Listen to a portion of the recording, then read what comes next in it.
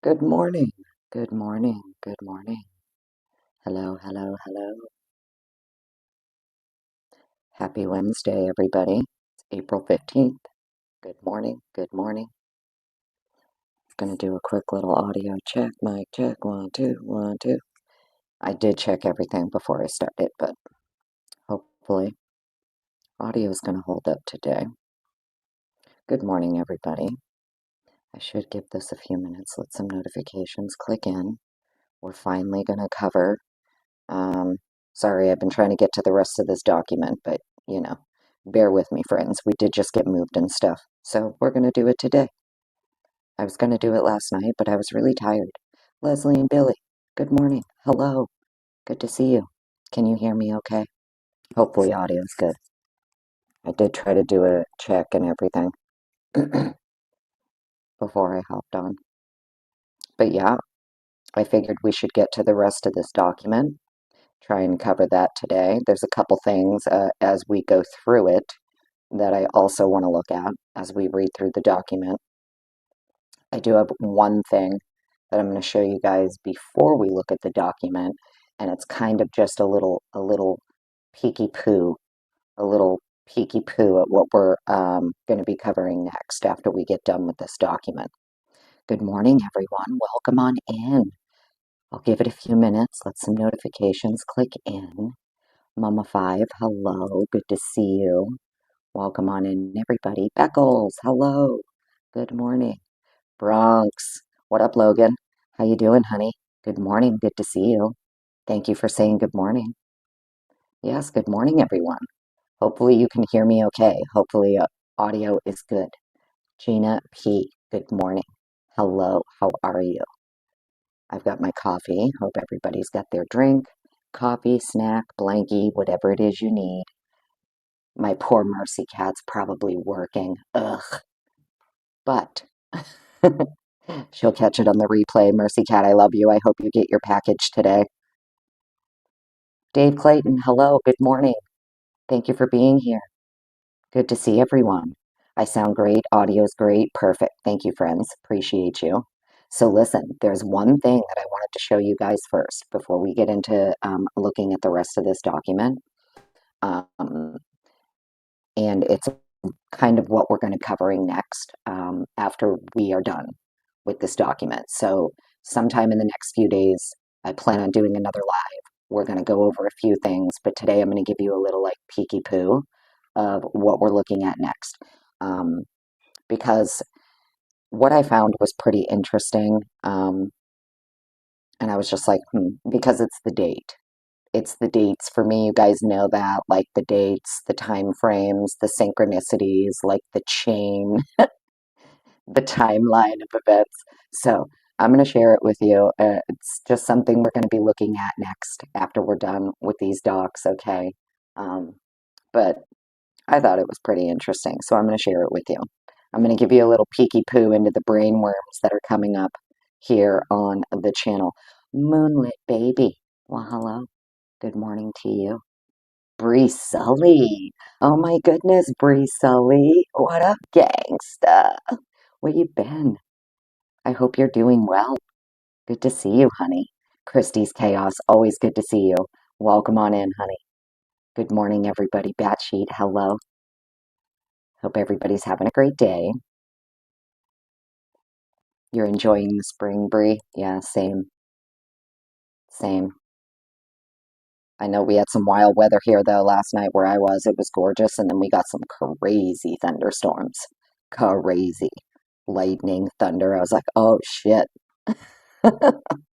George Stewart, hello. It's afternoon where you are. It's morning where I am, but good afternoon or good morning.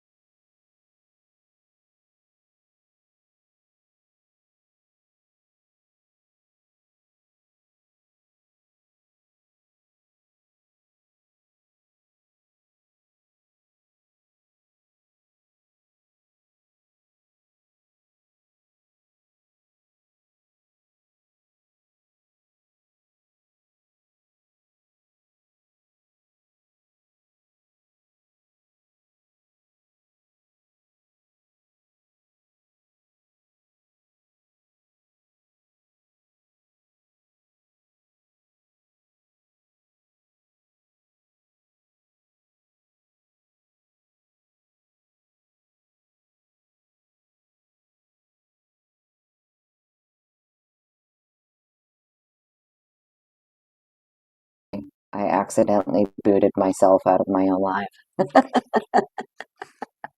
Oh my God.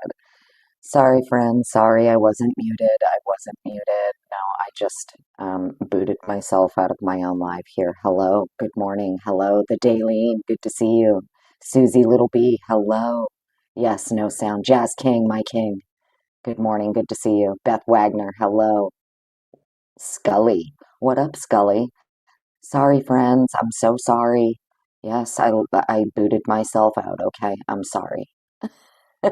It happens often. If you're new here, get used to it. Sometimes it happens. Okay. Um, just, if you're a newbie here,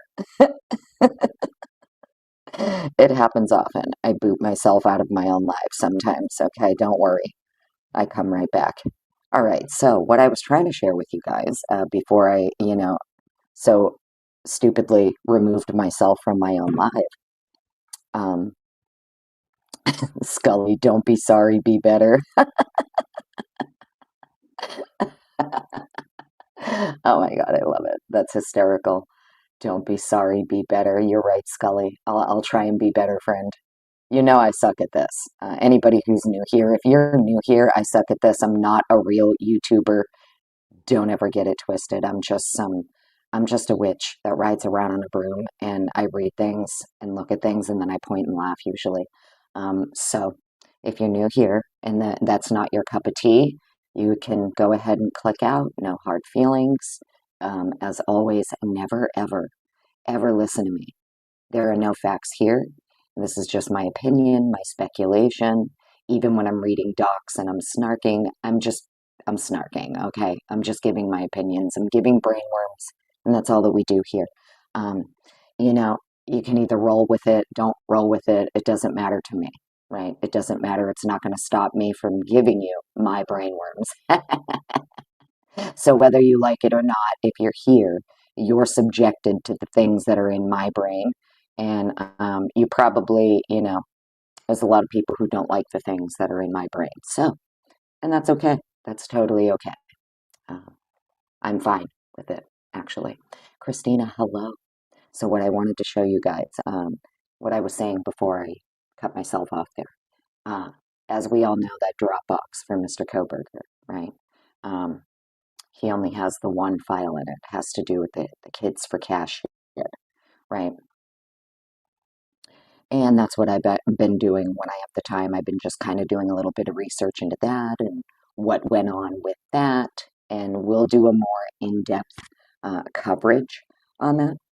Um, but what we're going to look at that I'm going to show you right now, because it was the date that I was like, interesting. Because you guys know, right? It's all about the dates for me. Share screen. Do, do, do, do, do. Okay. So let's pull this up.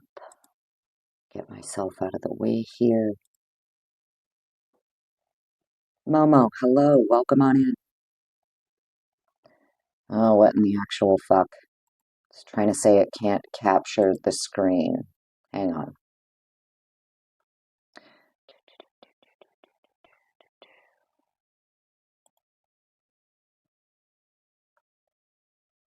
Don't even give me a fucking problem. Screen share.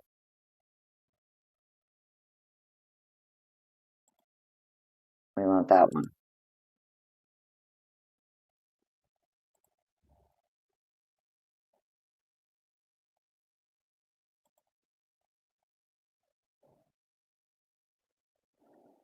Sorry guys, StreamYard's giving me a problem, and I can't even see my chat. Like, what the fuck is going on here?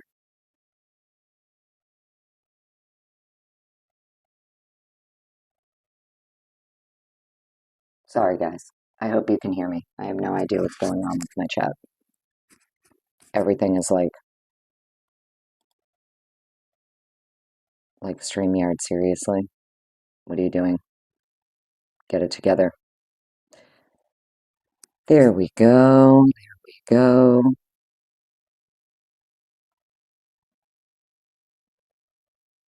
I think you guys can see that, right? Can you guys see that?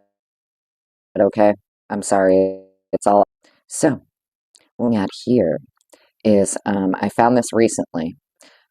These are the former judges who sent kids to jail for kickbacks, must pay more than $200 million. So look at the date on this. August 18th, 2022. I was like, interesting. So we have these two county court judges here, Michael Conahan, front left, and Mark Chivarella, front right. And they leave a United States District Courthouse in Scranton, PA in 2009. The two Pennsylvania judges who orchestrated a scheme to send children to for-profit jails in exchange for kickbacks were ordered to pay more than $200 million to hundreds of children who fell victims to their crimes. So, this is what we're going to be taking a look at next here on the channel. Okay, we're going to be deep diving this whole Kids for Cash scandal because it's the only thing that Mr. But it was also the date. The date for me, I was like August 18th, 2022, huh? Listen, if you don't understand that brainworm, that's okay. But the people who are going to understand my brainworm on that are like, you're gonna get it. You're either gonna get it or you're not. Typically unique. Hello. How are you? Good morning. Sandra, hello. Hello, I'm checking chat now, friends. Beach Babe, good to see you. Welcome on in, every Kids for Cash scandal, okay, that was going on in Pennsylvania.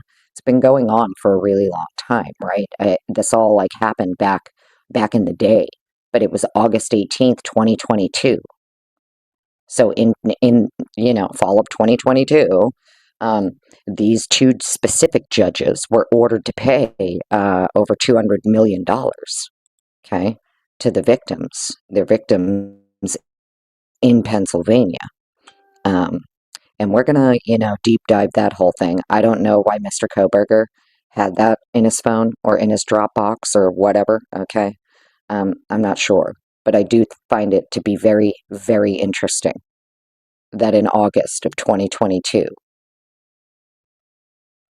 these two judges in a United States District Court are being found technically guilty, liable, ordered to pay money. If I remember, I have the article here. They were both sentenced. So one was sentenced to like 28 years, and the other one was sentenced to, let me see.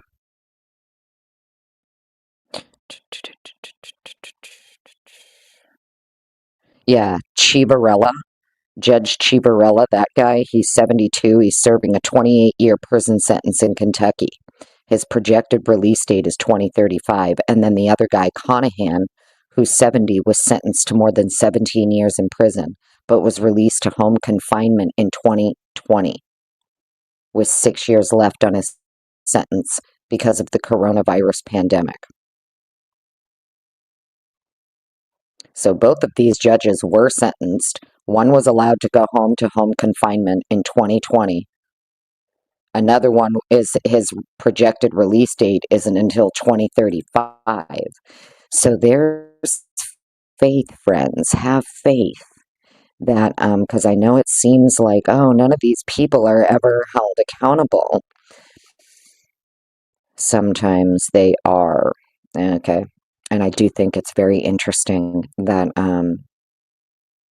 the movements of Mr. Kohberger in August of 2022, July into August into September, October of 2022, right? It's all happened in time that there seems to be some serious other things going on, either in the state that he's from or in the state that he is now moved to.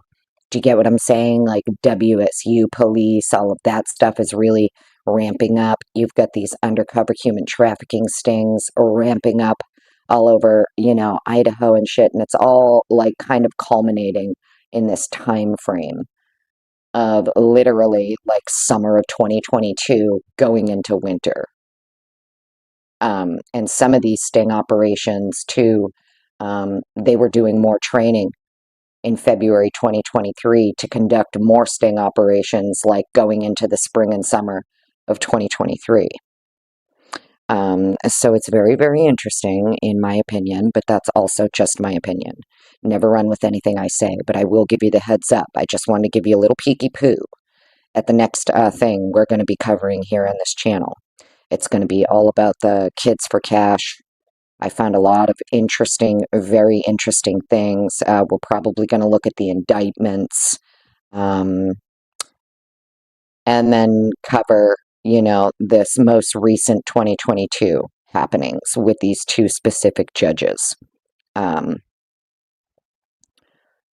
right. And then now what we can do is we're just going to get to what we're here for, which is to get through the rest of this document. Well, typically unique, yes. You thought the Cash for Kids was going to be about trafficking. Well, it is a form of trafficking. It's just legal trafficking. It was a legal form of trafficking that these judges were in on, because the judge having a zero tolerance policy is what automatically got the kid sent. Kids as young as 8 were deemed to be problem children or whatever and literally sentenced to these for-profit prisons for kids, where they were then abused, whatever, all kinds of, lawsuits and things like that. Kids for cash. It was a really huge scandal in Pennsylvania. And it would appear Mr. Kohberger here, for whatever reason, I don't know if it was just something, maybe he was doing it as a thesis, maybe, but a lot of the books that they found in his apartment and things like that, to me, it's all very indicative of someone who was looking into shit on his own, in my opinion. I don't know what, I don't know what the motive was. I don't understand why that's the only thing in his Dropbox file or whatever. Maybe it was going to be part of a PhD. Do you have to do a thesis when you get your PhD? I don't know. Like, I don't know. I just thought it was very interesting. And I have heard other people bringing it up too, that it's like the only thing that he had in there was that Kids for Cash at a PA. So, I don't know. To me, it's interesting, but what do I know? I just think to me, it's more about like, okay, so what was he doing? Like, obviously, he's doing something in the background, obviously. And in August, that just happens to be when they're claiming, right? We're talking within like 3 days of these sentences being handed down to these judges for the money that they have to pay. Okay, this $200 million like judgment that they were ordered to pay, within like 3 days of this, 2022, yeah, right, August 18th, 2022. So within a couple of days of that, he's being stopped by Pullman or Latah County Sheriff or whoever it was, Corporal Duke. That was August 21st, right? What's the date? There's a date there that's sticking out in my brain. It's like the same day that Rosie was over there taking a picture of Kaylee's ID. It's like that night is the night that Kohberger's being pulled over, right? Over there, like Farm Road or whatever. I don't know. For some reason, that date is sticking out in my mind. August 16th. He was pulled over August 16th, or that's the day that they took her ID. And they're both on the same day, right? It's just sticking out in my brain. Okay, so August sticks out to me. We know July 9th is the pool party that he gets invited to in Moscow. There's some other things happening like August. He's getting pulled over. They're taking pictures of her ID. Um, and then they're also claiming that he has these pings. He's utilizing the same tower that services King Road because he's in Moscow, right? So, like, they know exactly where he went in Moscow. And if he's going to the same place every time, around the same time, whether it's once a week, twice a month, whatever. And I'm not even saying it's anything nefarious. I don't know what he's doing. I just think it's very interesting. Some of the things that he seemed to be studying and looking into. And then we find out the only thing he's got in this Dropbox is this Kids for Cash scandal out of PA, where in August of 2022, two of the judges were ordered to pay over $200 million to victims of theirs. And it really was like legal trafficking of children. It doesn't even necessarily have to be sex trafficking. Like a lot of people think trafficking is just like for sex. That's not, no, it's just you're exchanging another human for cash to line your own pocket in whatever way that is.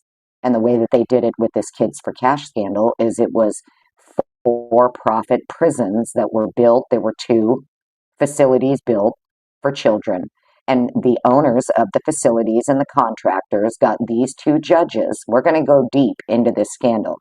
They got these two judges to agree that they would have a zero tolerance policy in their courtroom, which would automatically divert any child case, any juvenile case that comes before them. So, like, if you had a 9-year-old that, like, threw a temper tantrum in school one day and lashed out and, like, threw a chair, they would consider that child to be like having violent tendencies, and there was a zero tolerance policy for juvenile delinquent behavior, and they would just send you off to one of these for-profit prisons that they built, the facilities that they built.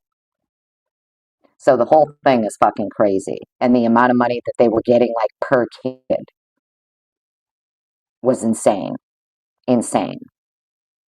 So it just makes me wonder, like, was one of his friends, someone he knew, a victim of one of these judges? Like, is that why he was looking into it, considering like he's from there and where it was?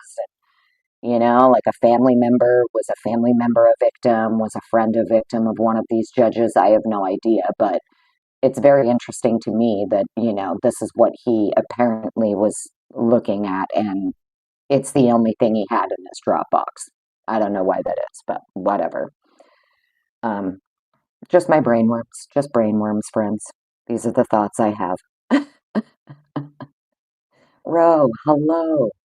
Good morning. All right, so let's get to the rest of this document here. Good to see everybody. Um, there we go. Okay. Doc B. Woogie, I just saw you out of the corner of my eye before I came over here. Hello. All right, we left off at page 40, friends. Let's get down to page 40. This is where we left off. Make sure you guys can see that okay. Oopsie, I maybe made it too big. Let me fix that.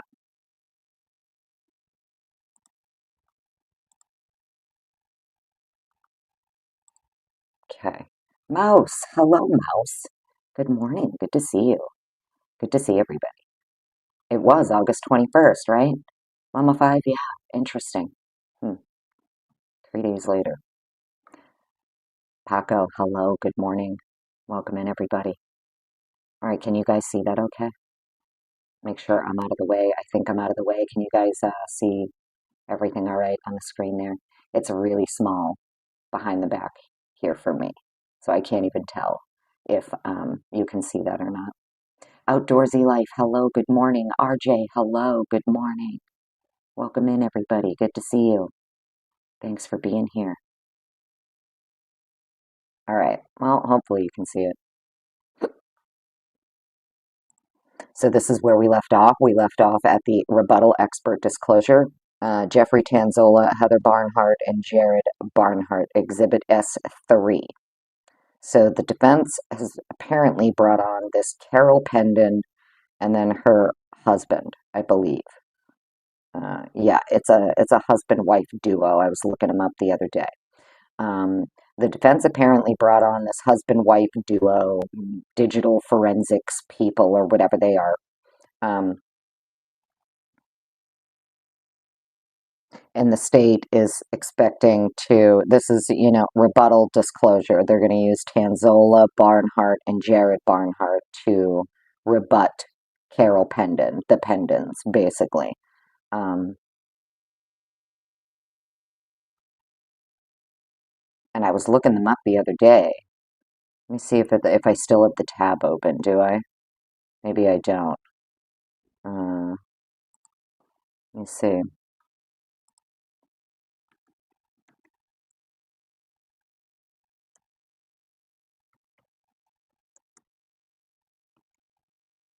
Kevin, I think is his name. Yeah, Carol and Kevin Peden. Sorry, I said Pendon. It's Peden, with Peden Digital Forensics. They're a husband and wife duo. Um, they provide expert forensic analysis, consultation, and testimony for criminal, civil, and family law cases. With PDF, you will receive reliable, factual, and non-biased forensic services. Having over 26 years of experience will help you understand the forensic issues existing in your case, thus allowing you to navigate the legal issues surrounding the facts of your case. And they've worked with military, criminal, corporate, and family services.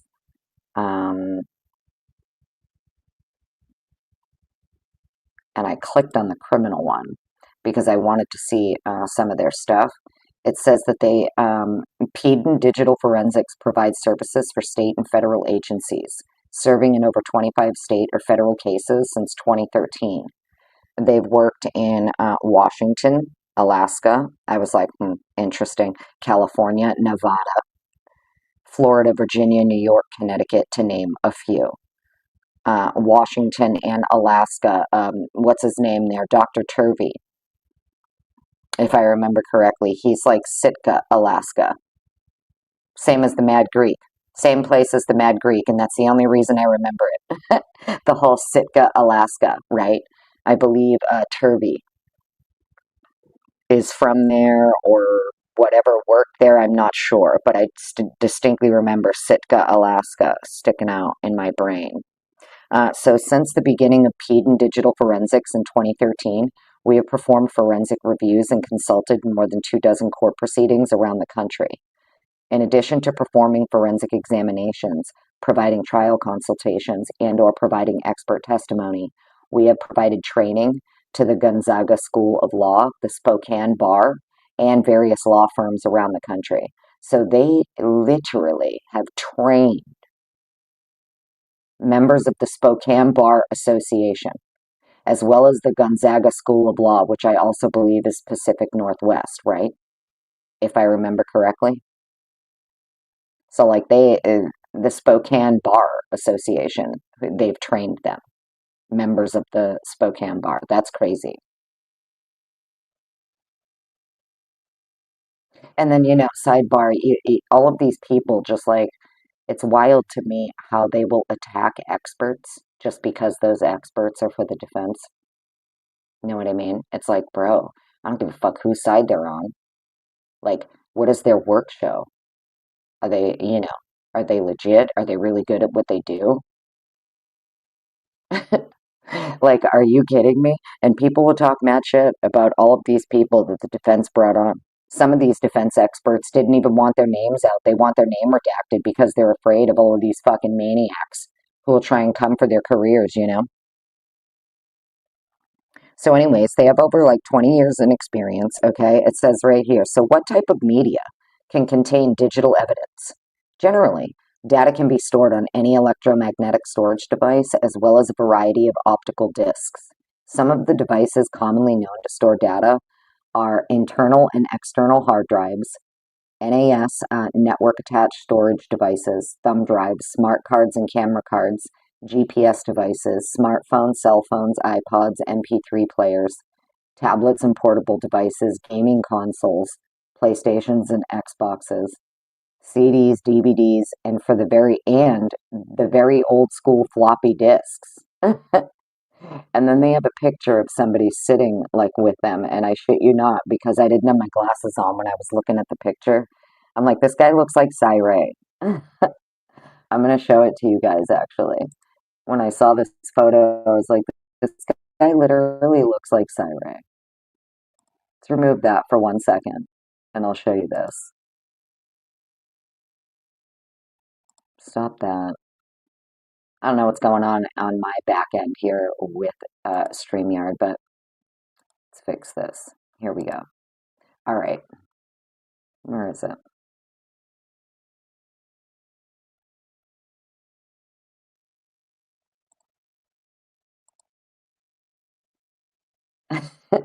This guy right here.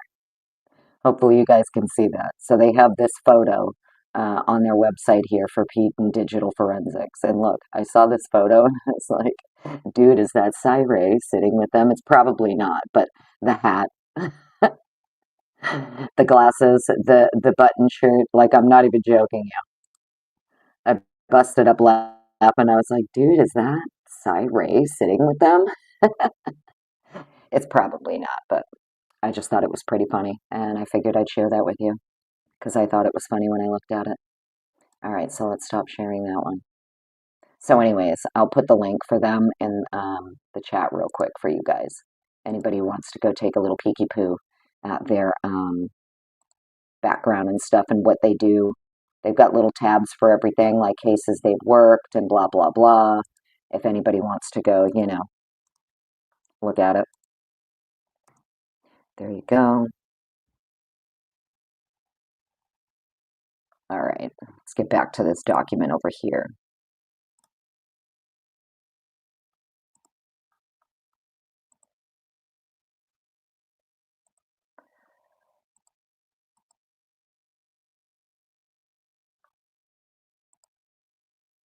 Kane B. What up, Kane? Good to see you. Yeah, the one with the hat on. Yeah, the like fedora. No, it's not a fedora. It's like a Kango style hat. Sai always wears. Or at least the few times that we've seen him, he seems to have on one of those like hats. I don't know. It's probably not him. I just thought it was wicked funny because he looks like him from the back. Kaleidohope, good morning. Good to see you. Okay. All right, so I'm going to go into this other window and start reading this doc here, okay? Be kind in chat. Mods, thank you for being here. Everybody, thank you for being here. All right, so it says, to the extent that Carol Peden intends to offer opinions on any of the topics listed in her disclosure, the state does not believe those opinions have been properly disclosed under Rule 16, which means the state cannot and is not required to disclose rebuttal testimony. Interesting. Didn't the defense try to say the same thing about the state? Your expert disclosures are lacking. They're not disclosures at all. They have no opinions, no nothing, right? Therefore, shouldn't be allowed in or whatever. And Hitler's like, oh, well, too bad, so sad. And now here you have the fucking state arguing the exact same thing that the defense was arguing. And we're not even required to disclose rebuttal testimony because we believe the opinions of your expert have not been properly disclosed, right? So, oh well. It's like the state doesn't know how to do their job unless they can do it hypocritically.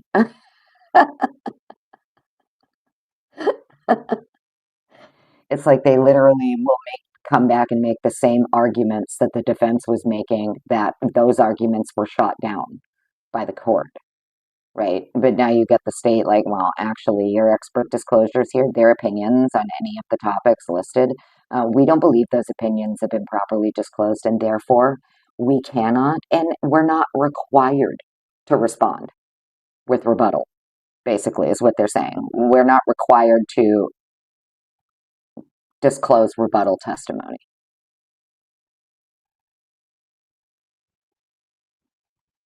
let's see if they point out, like what is flawed or what she should have included that she didn't or whatever. It says overall, Peden's disclosures does not contain any substantive opinions to rebut nor any facts or data for any opinions, other than the reference to, quote, eraser.dll file, end quote, discussed below. In order to sufficiently rebut the disclosure, our experts would need the following information as noted below. 1. The examination and analysis of the data or lack of data on the Windows PC and laptop belonging to the defendant. To sufficiently rebut, the state needs information regarding 1. Definition, if this is one system or two. 2. Which computers are being testified to, and what specifically about the examination and analysis is Peden going to testify about. 3. What does Peden mean by data or lack of data? So when it comes to the examination and analysis of the data or lack of data on the Windows PC laptop belonging to the defendant, the state saying, we need to know which computers are being testified to. Well, it's right here, motherfucker, in your number 1, the Windows PC.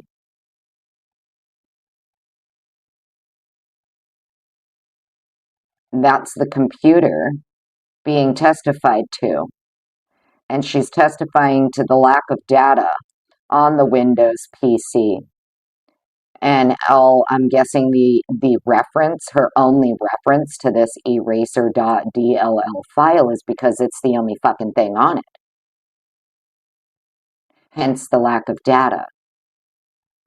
So number 2 here, I don't know like what the state is talking about, which computers are being testified to. It's literally in their own number 1. It's the fucking data on the Windows PC. Right? Or am I just stupid? Am I just stupid? Right? Because I feel like it's obvious what she's testifying to. You just named it in your number 1. Know what I mean?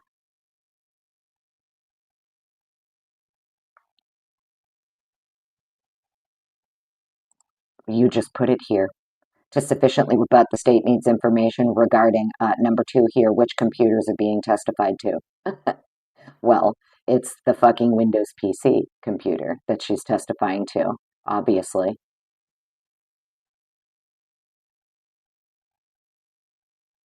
Number 3, what does Peden mean by data or lack of data? Well, maybe she means, hey, so the only fucking thing on this Windows PC is this eraser.dll file. That's all that's there. So that's all I can talk about is what is there on this Windows PC.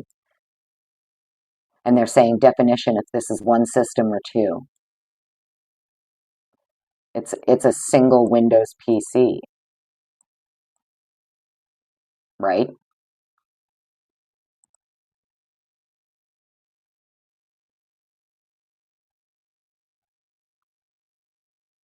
It's just wild to me that they're like, we need to know which computer she's talking about, which computer she's going to testify to. It says it right here, the Windows PC. The data on the Windows PC. The Windows PC. That's singular. The Windows PC. Moving on. Number 2, user behavior, actions, and patterns seen upon review of the Windows PC and laptops seized in this case, right? So the Windows PC is singular and separate from the other laptops seized in this case.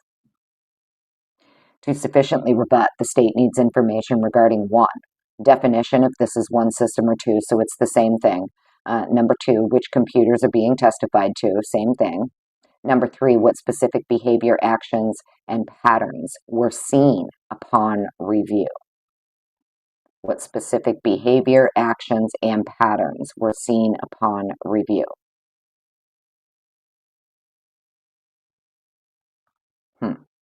Interesting. Number three, the use of virtual private networks, browsers, apps, and software programs on the devices seized in this case. To sufficiently rebut, the state needs information regarding what specifically about the use of a VPN is she going to testify about and on what devices. Number two, what specifically about the use of browsers is she going to testify about and what devices? Number three, what specifically about the use of apps is she going to testify about and what devices? Number four, what specifically about the software programs is she going to testify about and on what devices? VPN. Well, I mean, obviously we know what the state will say, right? The state will say, well, he was using VPNs to conceal his, diabolical fucking shenanigans, right? That's what the state will say. I'm sure the defense expert and the defense is going to say, no, actually, it's just because with his criminal justice background and degrees and studies, and he's like, maybe like some of us and paranoid and, uses the VPN. Well, especially too, if you're getting free internet at WSU, but because you're getting the free internet at WSU, it blocks out a lot of stuff that maybe you want to watch. So you use the VPN to unblock shit that you want to be able to watch that WSU, their internet blocks, right? That's the only thing I could think of. I know what the state will say. The state will say, well, yeah, it's because he was using the VPN to look up, fucking porn about women being drugged and passed out, blah blah blah. It was for his it was to plot and plan. That's the other thing, too. They talk about the server at WSU. The servers. Everything that he was doing would be on the servers because he was allegedly using WSU's like free internet that he got, right? Well, here's probably why WSU is like, we can't fucking cough up the information on the servers because every dirty, nasty thing that was going on in WSU's own campus is also on the fucking servers, including their own cops. Their cops, their professors, anybody else involved in any of the dirty, diabolical shenanigans that were going on WSU's own campus, all of that's going to be on the servers too. So, like the WSU lawsuit, they're trying to say that WSU hid what was on the servers.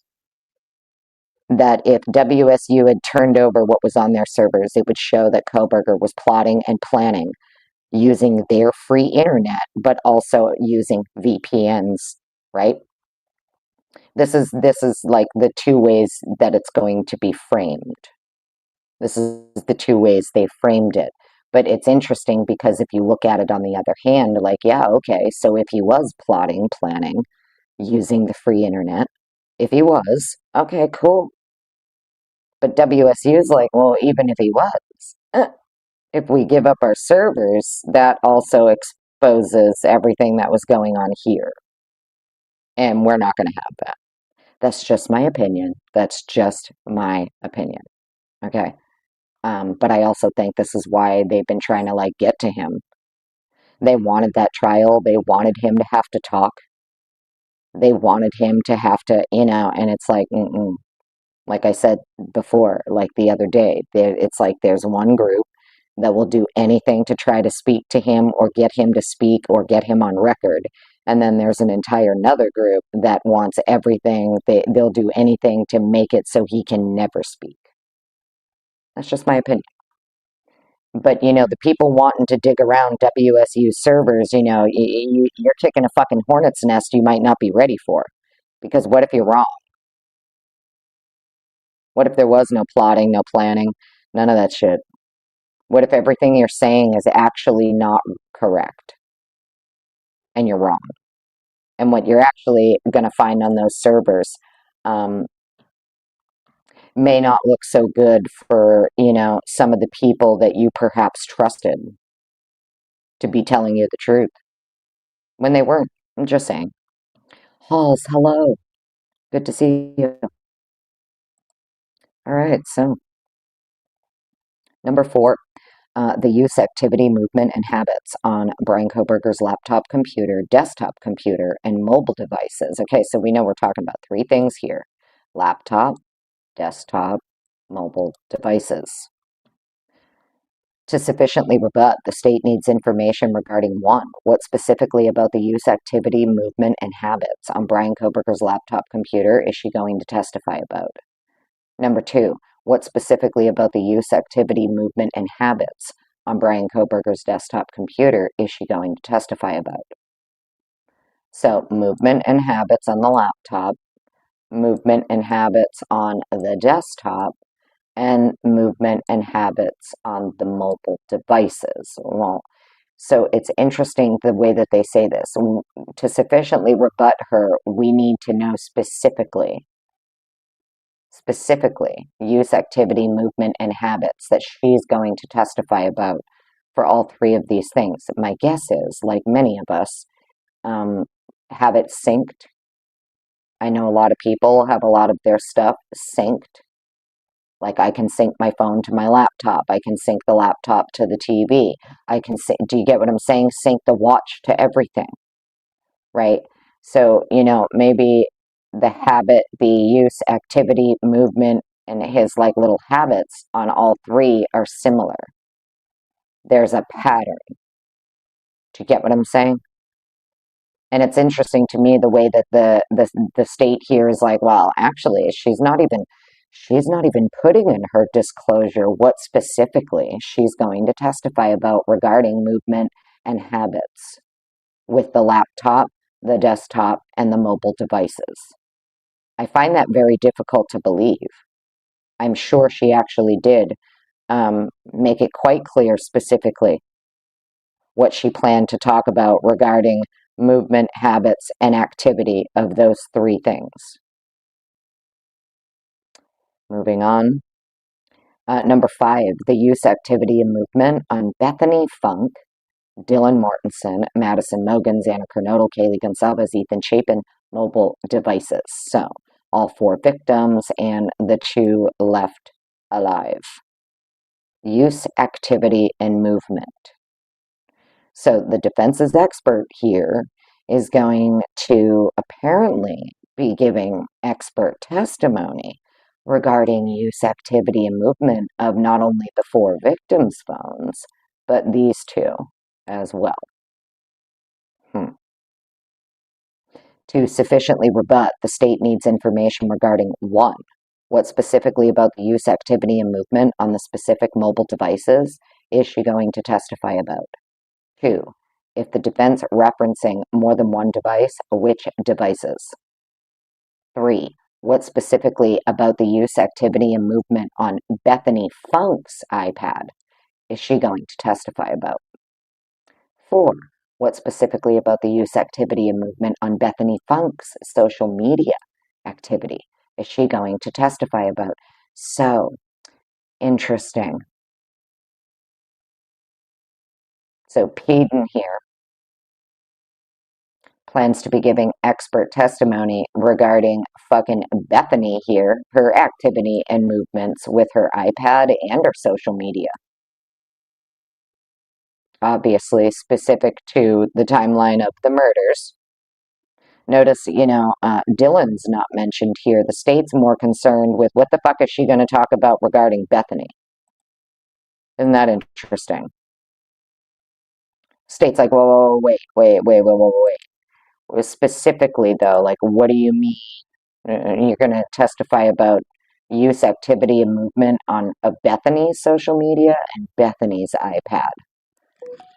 We thought y'all were going to fucking talk about Dylan. Wait. What do you want specifically know? What do you know about her iPad? What are you going to talk about with her activity, movement, and whatever with her iPad and her social media? So she's on her iPad, on her social media. What? Right before the murders, during the murders, after the murders? Is she awake, texting, calling, sending messages via her iPad? I don't know, but it seems like this is what the defense's expert was going to talk about, specifically Bethany's iPad. and social media. So that's interesting. Number six, well, Bethany too is the technically alleged exculpatory witness as well. My guess is Bethany is the exculpatory witness. She's also the witness you would use to impeach Dylan. Just my opinion. Just my opinion.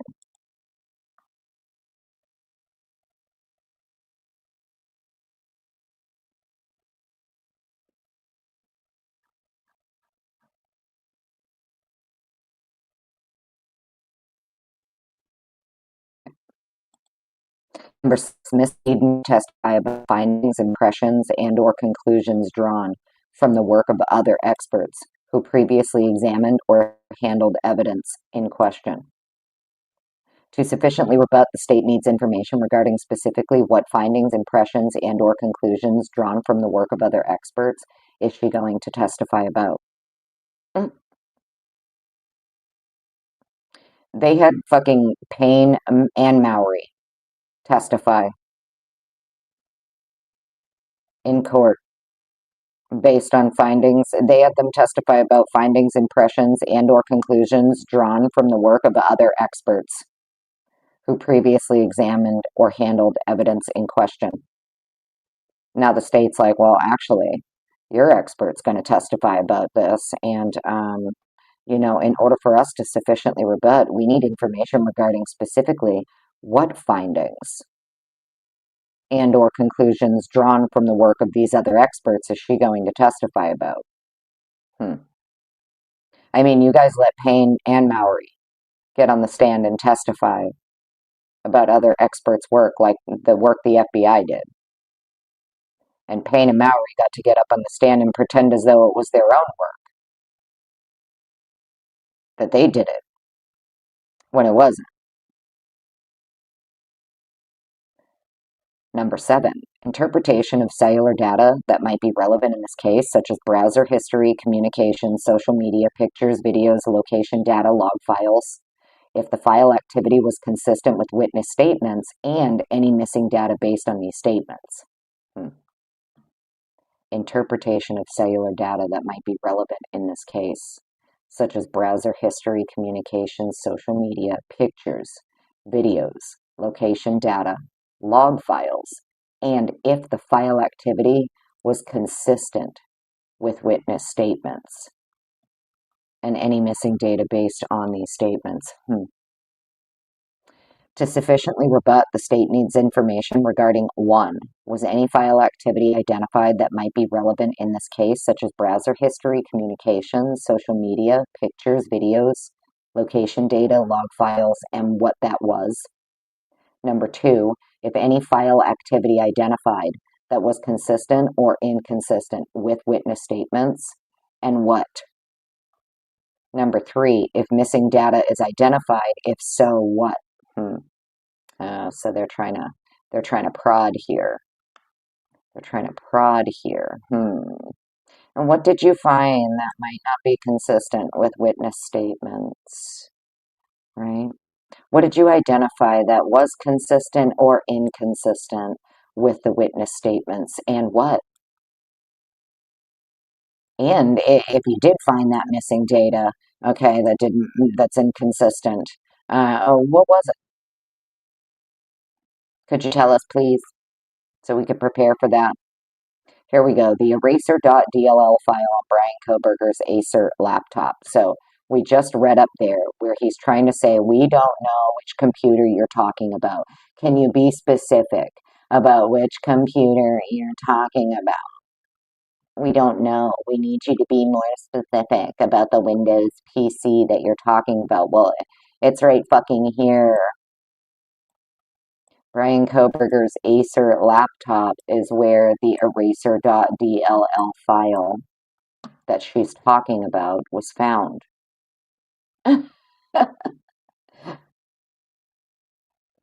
The state's experts will testify erasers DLLS were found on November 16th, 2022, but the experts couldn't find any prefetch associated with it being run.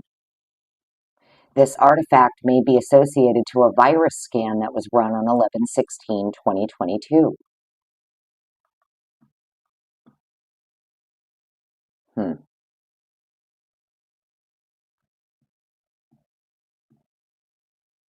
Interesting. So the state's experts are going to basically try to testify that on 11/16 he fucking erased this Acer laptop, right? I believe that's what eraser.dll is. I'll look it up. I looked it up the other day just to see what it was, but if I remember correctly, it's what it does. Eraser.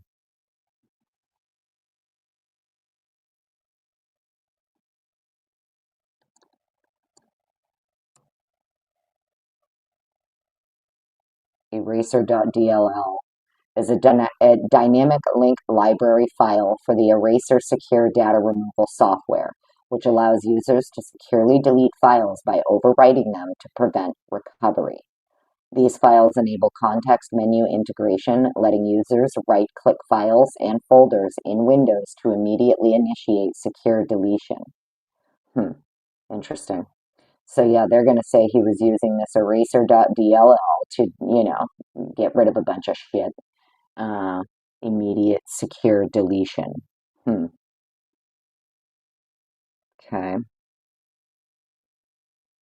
Dynamic link library file associated with eraser software. Okay. So they're saying state's experts are going to testify erasers DLLS were found on November 16th, so 3 days after the murders. He's allegedly cleaning out his computer, but the experts will also testify they couldn't find any prefetch associated with it being run, meaning we couldn't find interaction that the user is the one who went and clicked on all of this to run. The artifact may be associated to a virus scan that was run on November 16th. So maybe he wasn't actually the eraser DLL or whatever, he didn't use it. He did a virus scan. I don't know. I mean, this is the state. The state is saying that their experts are going to testify that erasers were found on November 16th, 3 days after the crime, but the experts are also going to testify they couldn't find any prefetch associated with it being run. Instead, the artifact may be associated to a virus scan that was run on November 16th instead. Interesting. To sufficiently rebut, the state needs information regarding one, the significance of the eraser.dll file. Well, the significance is that you're trying to say he ran it on purpose, intentionally, to erase a bunch of shit. And the expert is saying, your own experts are saying, actually, it looks like it may have been associated with a virus scan that was run. He ran a virus scan on his laptop.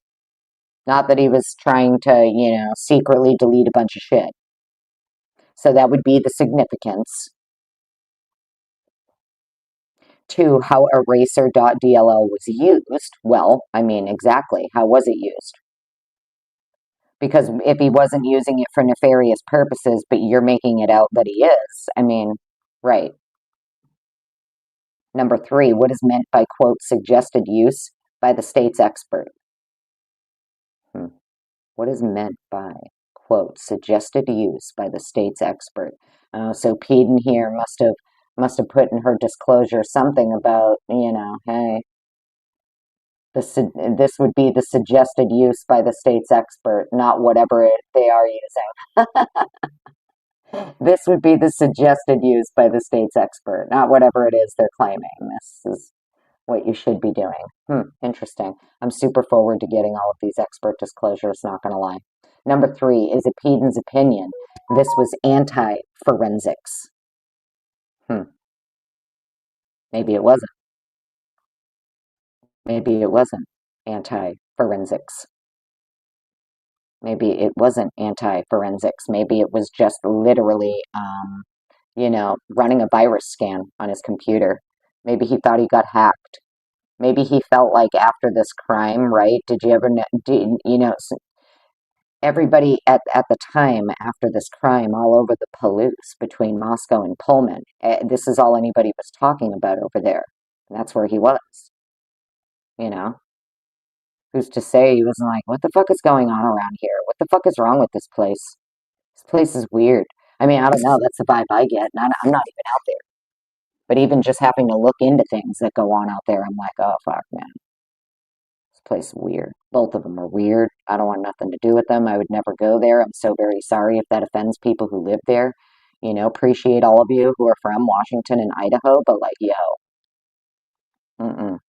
There's something about this Moscow Pullman region here that just, man, it's a never that for me. It's a never that for me. It feels, it's very culty vibes for me. It's a little bit too culty for me. But that's just my opinion. All right, number 9. All forensic data extractions and social media applications provided in discovery for Bethany Funk, Dylan Mortensen, Madison Mogan, Xander Kernodle, Kaylee Gonsalves, and Ethan Chapin.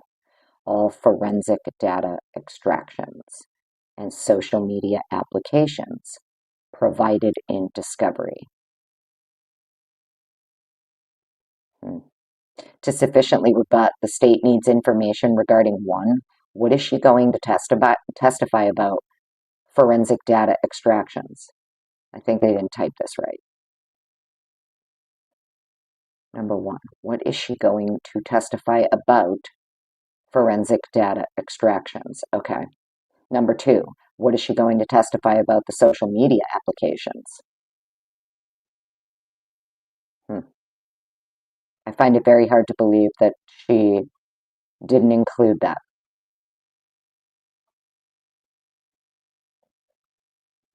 All right. And then here we have her husband, Kevin Peden. Let's see. Same thing. Rebuttal expert disclosure, Tanzola Barnhart, Exhibit S4. To the extent Kevin Peden intends to offer opinions on any of the topics listed in his disclosure, the state does not believe those opinions have been properly disclosed under Rule 16, which means the state cannot and is not required to disclose rebuttal testimony.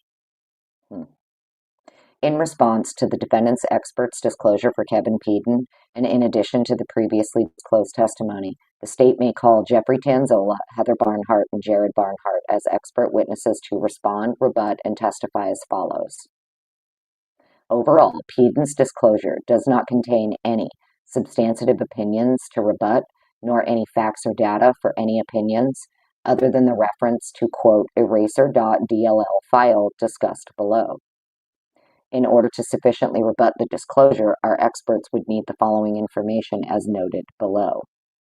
1. Digital program, software, browser, and application general use and purpose. To sufficiently rebut, the state needs information regarding what opinions he will offer. I can't wait to read the disclosures. There's no way these people put in expert disclosures and didn't give opinions on the data they examined and the evidence that they examined. Number 2, forensic examinations and tools used by examiners. To sufficiently rebut, the state needs information regarding 1. What specifically is he going to testify about regarding forensic examinations? Number 2, his opinion on how a forensic examination should be conducted. Number 3, the tools he is going to testify about that were used and by which examiners. And number 4, how he believes the tools function.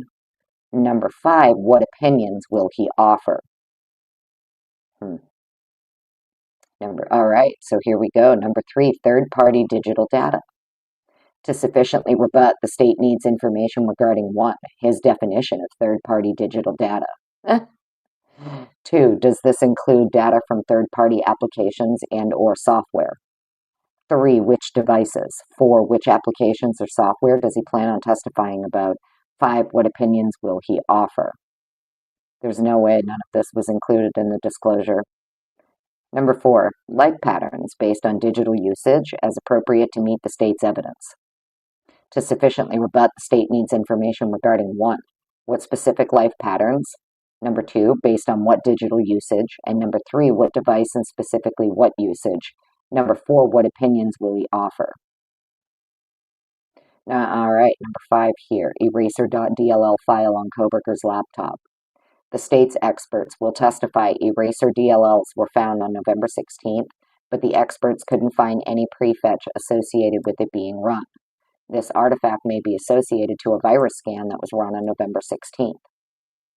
To sufficiently rebut, the state needs information regarding 1, the significance of the eraser file, number 2, how eraser was used, number 3, what is meant by suggested use by the state's expert, number 4, is it Peden's opinion this was anti-forensics? All right, use of a VPN.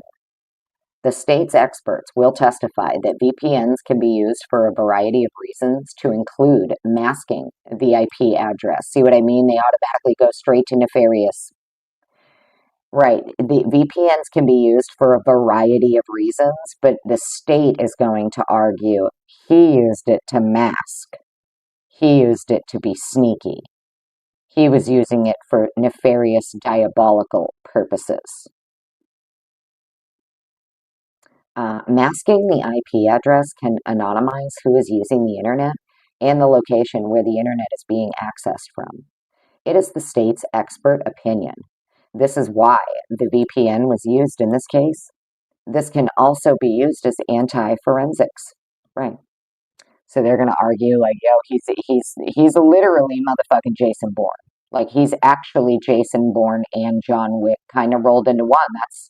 I mean, we all kind of joked about it. We all joked that this is what the state planned to argue. Like, what are they going to do? Are they going to argue that this motherfucker is John Wick or Jason Bourne? And yes, apparently that is precisely what they plan to argue. Real life motherfucking John Wick, Jason Bourne, Michael Myers, all rolled into one. He's, the trifecta.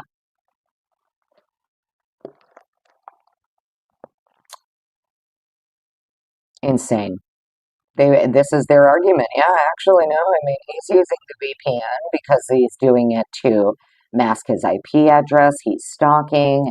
He's doing nefarious, diabolical things. He's doing it because he knows he can use it as anti-forensics. All of his criminal justice training, all of it, the bachelor's, the going for the master's, all of his courses, classes, certifications, he only did that to be able to be a perfect killer and get away with this crime, even though the dumb motherfucker left his sheath at the scene, allegedly. And drove his bright white fucking car to the scene. Even though he can run a mile in 6 minutes, he drove the bright white car to the scene, left his sheath. He cleaned up. Yeah, sidebar too, I noticed in Gilbertson's little ISP supplemental report there for his timed runs, because I was looking at that the other day. And I'm like, yo, let me go back and look at this guy's fucking report here.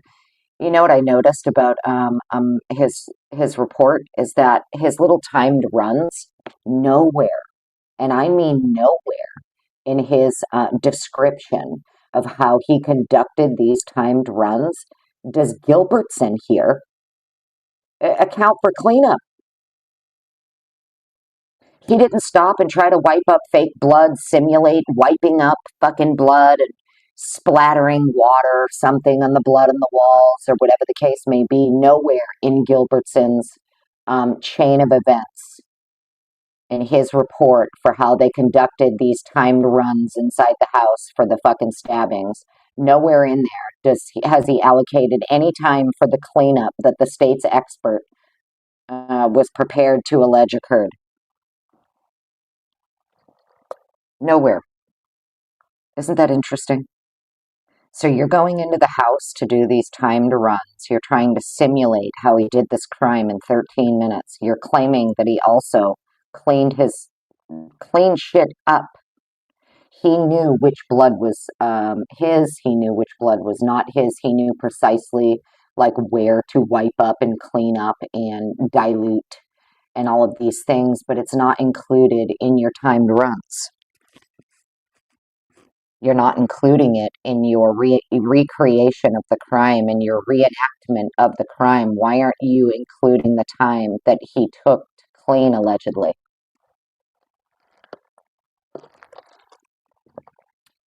Karmic retribution, hello.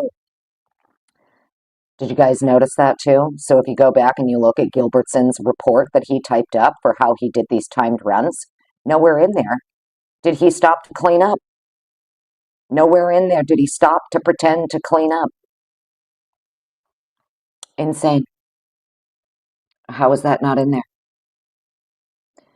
So back to the VPN. So allegedly, the state planned to argue, the state's experts were going to testify that yes, VPNs can be used for a variety of reasons.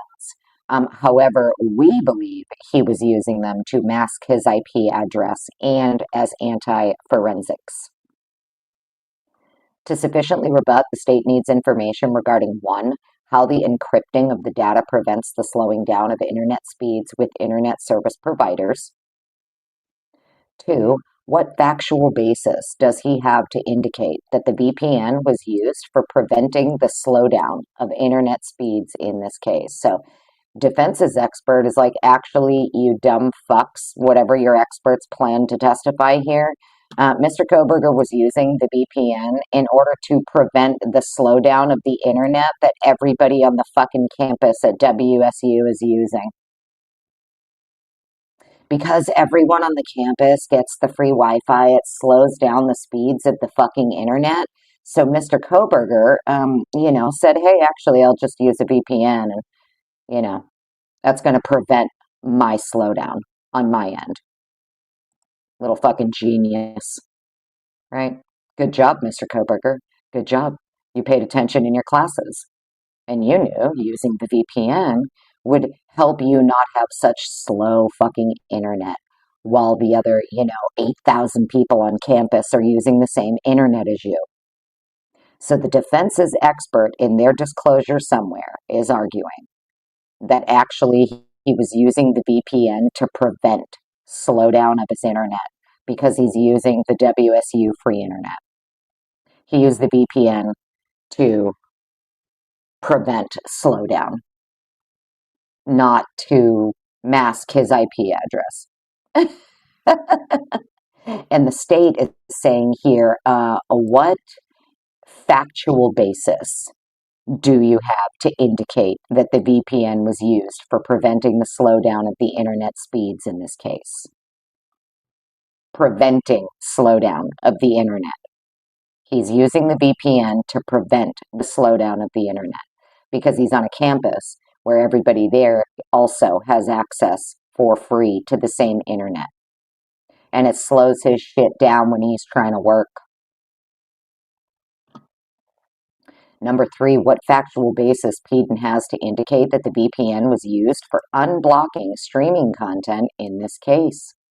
Well, I mean, that's just duh. What do you mean? What factual basis does Peden have to indicate that the VPN was used for unblocking streaming content? Because you'll be able to see what he unblocked using the VPN. Like, really?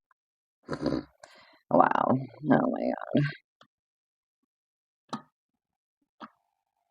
Number 4, what factual basis Peden has to indicate that the VPN was used for preventing data interception from third-party software and applications in this case? So he's using it for a bunch of different reasons, not the one they're saying, is basically what the defense's expert was planning to say. Listen, he was using it for everything except the fucking thing you guys are saying, right? You jumped the gun here with the whole, it must be nefarious. Because actually, we looked at everything. We got into the data. We can see here that he's using the VPN to prevent the slowdown of his own internet speed. He's using the VPN to unblock streaming content that he can't access because he's on WSU's campus and they have a bunch of shit blocked. Okay? and he's using the VPN to prevent data interception from third-party software and applications. He's also using the VPN. It says here, what factual basis does Peden have to indicate that the VPN was used for accessing public Wi-Fi hotspots safely? And what does safely mean regarding the public Wi-Fi? Right. It's so when you're hopping on public Wi-Fi, if you're using the VPN, it just helps you be a little bit safer from someone remotely hacking your shit while you're out there on public Wi-Fi, chilling at Panera or Starbucks or whatever. Right. I'm just saying. You can access the hotspots for WSU all over campus. So it looks like he's being smart and he's using the VPN because he knows he has to access all of these public Wi-Fi hotspots all over the campus, and he wants to do it safely. I mean, I don't know. I don't know shit, all right? Don't listen to me, friends. Never listen to me. I don't know nothing.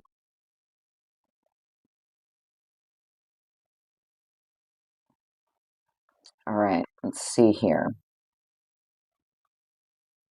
Oh, I should probably take that off the screen. My bad. Has that been on the screen the whole time? Sorry, guys. Oopsie. Do. So, I mean, that makes sense why he's using the VPN. It makes more sense he's using the VPN for all of that than just, nope, he only used the VPN to plot and plan this crime.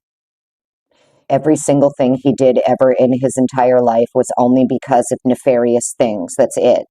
That's it. He wasn't doing it for protection. He wasn't doing it for safety. He wasn't doing it to be safe. He was doing it to be a nefarious, killer. That's their argument. All right, here we go. Use of incognito browsers to keep user activity private and to protect personal information. The state's experts will testify people use incognito browsers to keep user activity private and to protect personal information. The state's experts will testify incognito browsers can be used to mask identity and not leave a browser history. This would be a form of anti-forensic, so here we are again. The only reason that he's using incognito is because, well, nefarious, right? Because everything he's ever done ever is nefarious. He only does it for nefarious. So, if you side with the state, that's the mindset you have to stay in. It's only for nefarious purposes. Obviously, the defense's experts were probably going to argue something different, is my guess.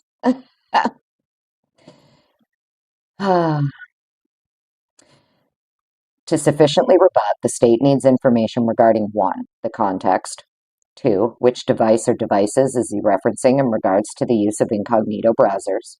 Number 3, what factual basis does he have to indicate that the incognito browsers were used for keeping user activity private and to protect personal information in this case? Well, because that's the reason most fucking people use incognito.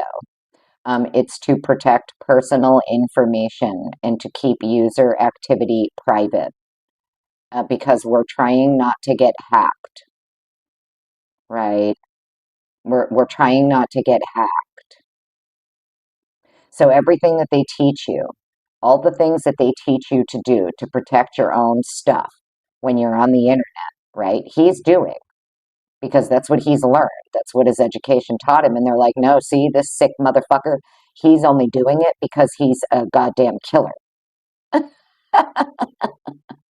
But yet, this is the exact same thing that all of these goddamn federales, all of these state prosecutors, detectives, judges, lawyers, you think they all don't use all of this shit? They all use it. They all use it. So what? Are they using it because they too are trying to, do nefarious things? Is this why you also bill prosecutor's office? Is this why you guys use VPNs over there? Right? It's for nefarious purposes. Is this why the campuses use VPNs and stuff? Because it's all nefarious, right? Most people use incognito because they're trying to protect private information about themselves.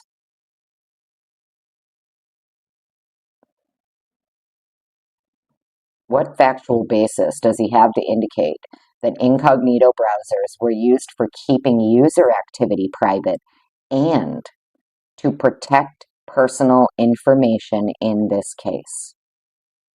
Protect personal information. All right, the Google Maps cache file regarding storing portions of map data, such as tiles of locations, searches, search suggestions, reviews, and recent directions.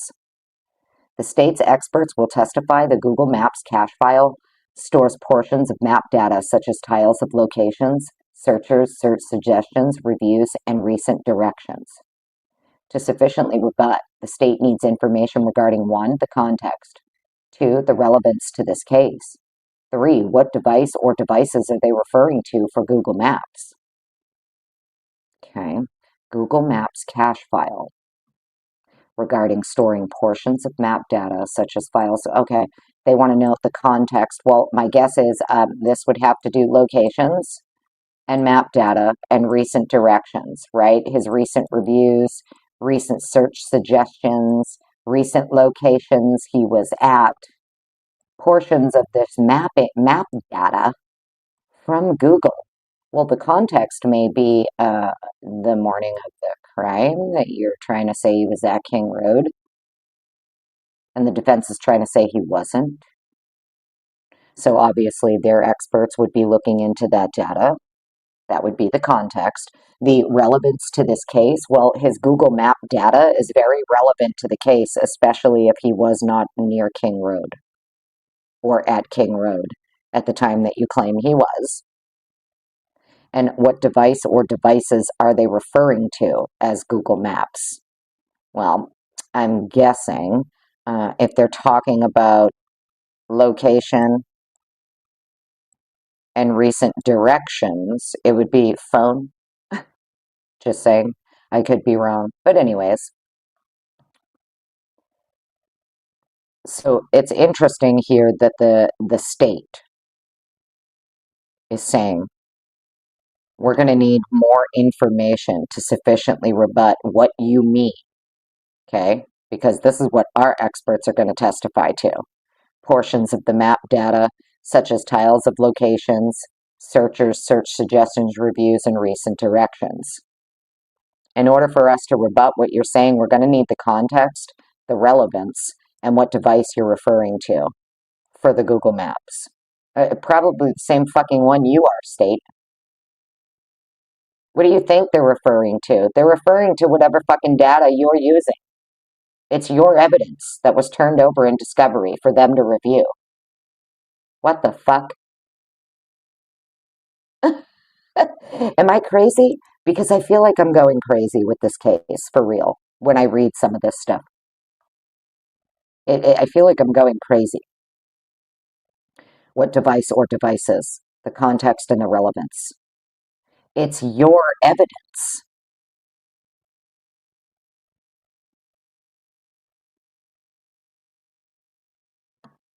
Mingya. All right, what do we got here?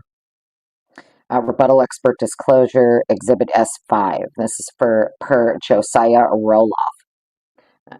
Can't wait to get his. I want Roloff. I want Dr. Turvey. I want, what's her name there? I want all the damn disclosures. Hippler, just get on it. Just release everything. Just stop.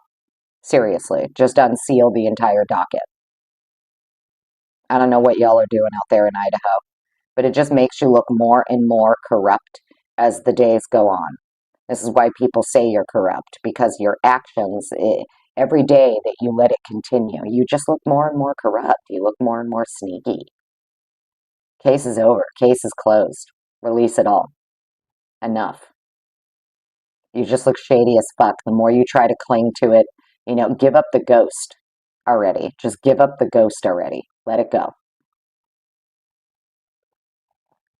To the extent Josiah Roloff intends to offer opinions on any of the topics listed in his disclosure, the state does not believe those opinions have been properly disclosed. We've already read through Roloff's affidavit, right? I know, I think we've read through his affidavit. We don't have a disclosure. We've gotten two from Roloff. One was like his initial affidavit, and then the second one had to do with like the whole DM, BM bubble format shit, right? If I remember correctly, there's two that are on the record for Roloff. In response to the defendant's expert disclosure for Josiah Roloff, and in addition to previously disclosed testimony, the state may call Jeffrey Tanzola, Heather Barnhart, and Jared Barnhart as expert witnesses to respond, rebut, and testify in response to Roloff's disclosure as follows. Overall, Roloff's disclosure does not contain any substantive opinions to rebut, nor any facts or data for any opinions. In order to sufficiently rebut the disclosure, our experts would need the following information as noted below. I can't even believe that they made this claim, that Josiah Roloff has no facts or data for any of his opinions in his disclosure. Let's go over to Google real quick, because we're just going to giggle together. Let's fucking witch cackle together at this one. Josiah Roloff.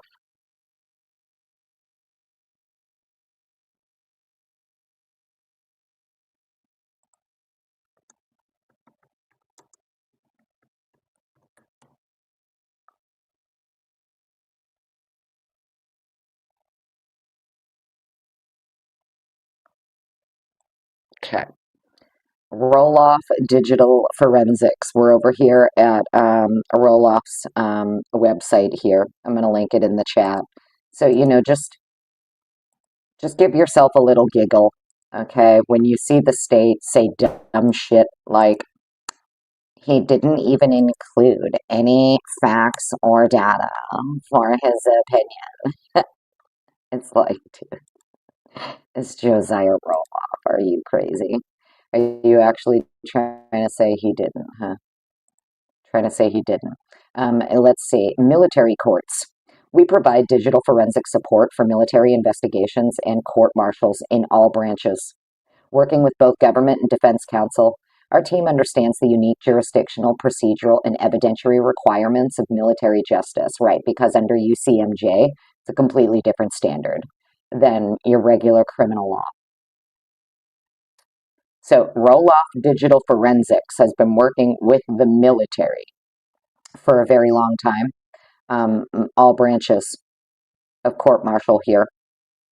Federal courts, supporting federal agencies, CGA and defense teams with advanced digital forensics, large-scale data analysis, and expert consultation. Our work adheres to federal investigative standards, procedures, and evidentiary requirements. They also work with state and county courts, civil courts.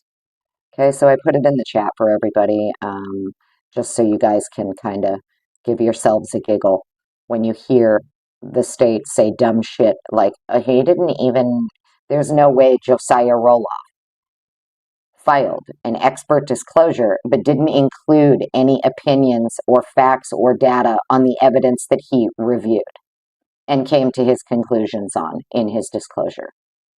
Okay, for the state to even suggest such a thing. It's as despicable as Hitler calling Syray a conspiracy theorist. It's the same thing. You're just out here besmirching experts who have been doing this for so long, all because you couldn't just do your job correctly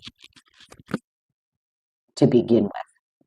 In this case, you just couldn't do it correctly because whoever had control over you or whoever you fucking answer to, told you not to handle it correctly. In my opinion, just my opinion.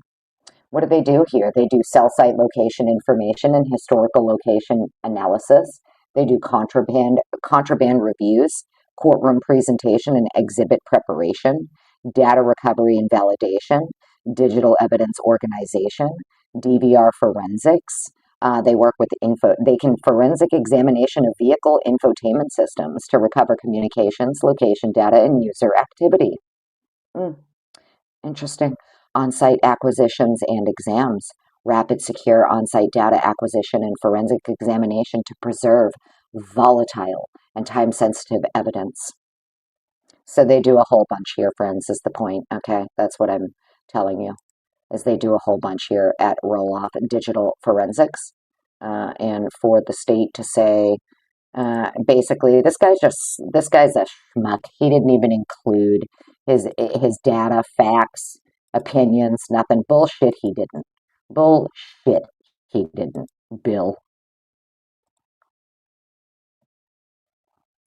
All right. Let's see.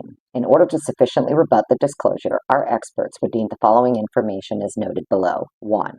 How digital devices are forensically extracted, subsequent extracted data examined, and specifically about the tools utilized in the various digital forensic capacities. To sufficiently rebut, the state needs information regarding 1. What specifically is he going to testify about regarding how digital devices are forensically extracted? 2. Which devices is he testifying to? I'm going to take a guess here, fucking DM and BM. Just a wild guess, Bill. It's just a wild guess that the devices he's going to be testifying about have to do with the DM, BM, bubble format, motherfucking texts, and all of the deleted things and altered things and things from those devices for DM and BM. And then probably I'm going to say Kohberger. Which devices is he testifying to? Number 3, what specifically is he going to testify about regarding subsequent extracted data? Well, I think what he was going to testify about regarding the subsequent extracted data was that, hey, DM and BM, I found a bunch of I recovered a bunch of deleted and altered fucking artifacts, pictures, videos, text messages. This is what it is. This is where they are. She says she was sleeping. She wasn't. There was no sleeping ever for her, wide awake the whole time, on the devices the whole time. And then deleting, altering, removing. Right. That's probably what he was going to testify about.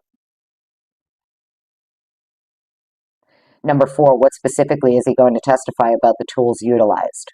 Number 5, what does he mean, quote, various digital forensic capacities? Okay. Various digital forensic capacities. Let's see if we can help Bill out here and find the definition for him. Oh, did I share the wrong screen with you guys? Oopsie. I've been reading the doc to you. Let's see if we can help Bill out here. And since he's not sure what roll-off means by this, let's see if we can help him. Various digital forensic capacities. See what roll-off might mean. Digital forensic capacities encompass specialized techniques to identify, preserve, analyze, and report digital evidence across various platforms. Key capabilities include computer, mobile, network, cloud, and IoT forensics, alongside memory analysis, forensic imaging, and data recovery. These capacities are crucial for incident response, cybercrime investigations, and legal proceedings. Key digital forensic capabilities and types: computer forensics, mobile device forensics, network forensics, cloud forensics, memory forensics, database forensics, forensic data analysis, cryptocurrency and blockchain forensics, data analysis and reconstruction, malware analysis, stenography detection. Interesting. Okay, so, I mean, there's your answer, Bill. I put it in Google for you. So what he means by various digital forensic capacities is that there's various capacities you can use to acquire digital forensics. There's computer forensics, mobile device forensics, network forensics, cloud-based forensics, database forensics, cryptocurrency and blockchain forensics. That's what it means, Bill. That's what he meant by it. Okay, let me get that screen back up for you guys. Sorry.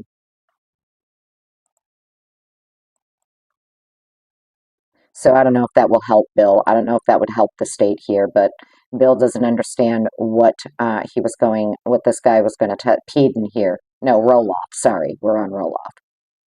So Bill doesn't understand what Roloff meant by various digital forensic capacities. All right, number 2, how information is stored on a digital device and conclusions that can be drawn from various log files that demonstrate how a device is configured. To sufficiently rebut Josiah Roloff, the state needs information regarding 1, what specifically is he going to testify about regarding how information is stored on a digital device? 2, what conclusions are drawn from various log files regarding the device configuration?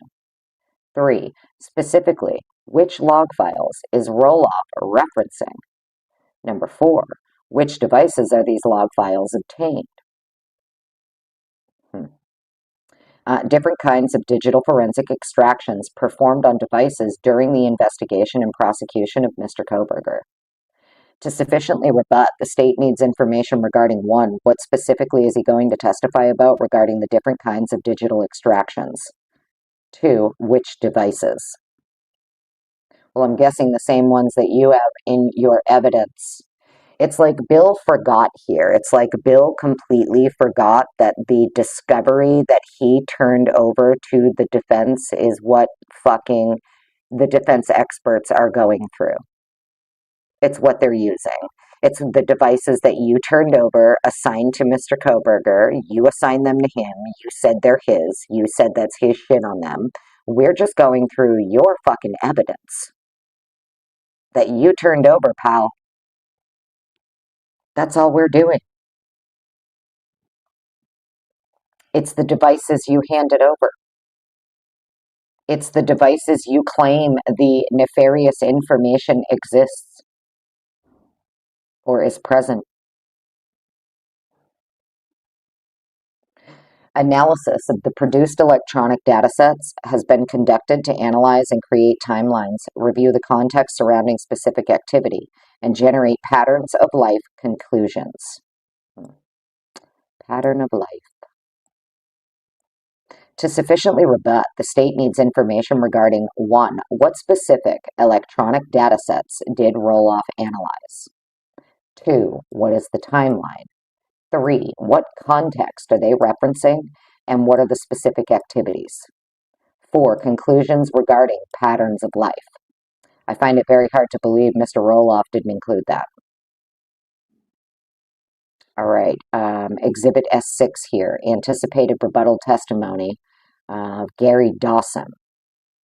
So in response to the defendant's expert's disclosure, the state may call Gary Dawson as an expert witness in pharmacology and toxicology to testify about the degree of impairment of the victims, particularly Madison Mogen, at the time of the homicide. Dr. Dawson's CV and opinion letter are attached as Exhibit S6A and S6B. And yeah, we have his CV here. We get down to what he's talking about here. So this is what he relied on. Look, let's read his letter here to Mr. Thompson. Mr. Thompson, pursuant to your request for an opinion regarding the effect of alcohol in the above-named matter, I have reviewed the following.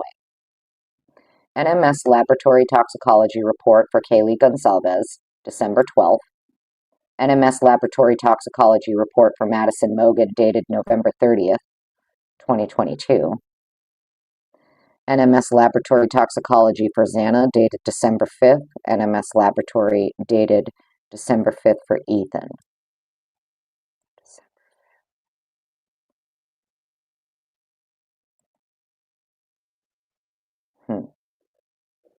Something else.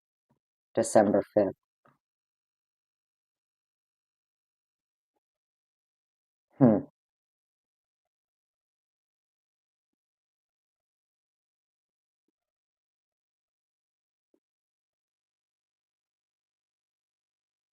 There's something else that was also very significant on December 5th, and I can't remember what it was. So toxicology for Xana and Ethan came back December 5th.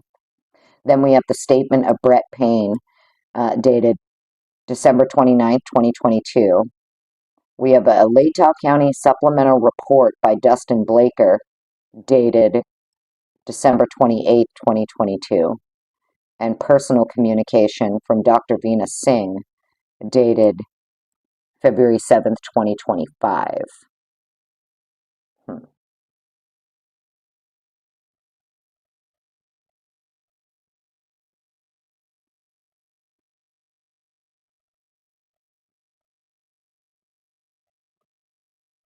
All right, it says, I am a doctoral PhD trained pharmacologist and toxicologist. I offer the following qualifications to speak to this matter. I am actively practicing the science of forensic toxicology and pharmacology. I'm a board certified psychiatric pharmacist, full member of the Society of Forensic Toxicologists. I have more than 40 years of clinical practice and experience in the effects of drugs and alcohol in the human body.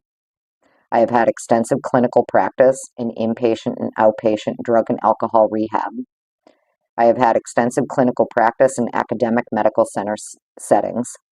I have testified over 200 times on matters of drugs and alcohol in civil and criminal matters in Idaho, Utah, and Connecticut.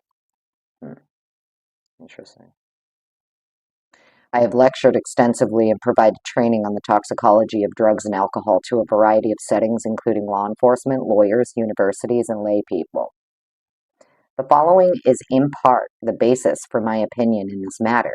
This is not an exhaustive literature review, but is representative of the current understanding of the effects of alcohol in the human body and intended to provide insight into its effect on performance and behavior. Okay, I'm not reading into this whole thing. We'll get to the part where in this case. Here, in this case, there is a limited, so right here, it says, in this case, there is limited information available to me about the extent of the alcohol consumption by Madison Mogen on the night of 11/12 through 11/13/2022, other than she appeared intoxicated upon returning home. That's it. That's it. That's the information he was given. She appeared intoxicated. The information suggests that the interval from the time of last alcohol consumption by Mogen and the time of the attack was about 3 hours.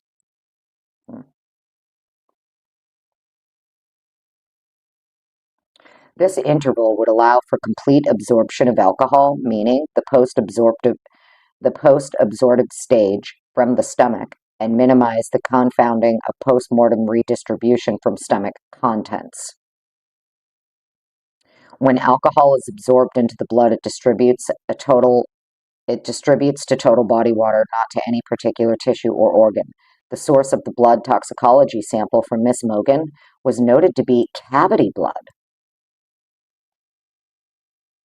or extravascular blood, and was reported as 0.282 grams per 100 milliliter.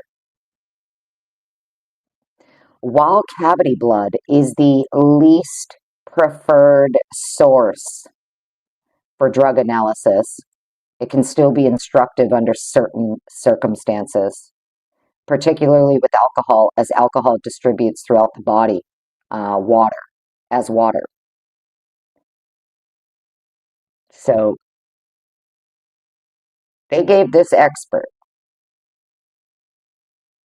So the source of the blood for the toxicology sample for Mogen was noted to be cavity blood. So they didn't even, which is the least preferred source, actually.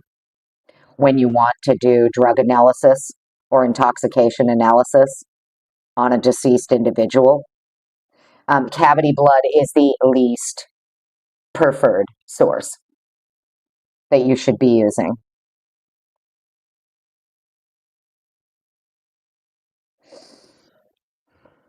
Given the known pharmacokinetics of alcohol, the likely 3-hour interval between the last consumption and Mogen's death, and the absence of disruption of the intestinal tract, the measured alcohol concentration would be indicative of gross intoxication. Some minor change in alcohol concentration post-mortem cannot be ruled out, and a cautious interpretation would be appropriate.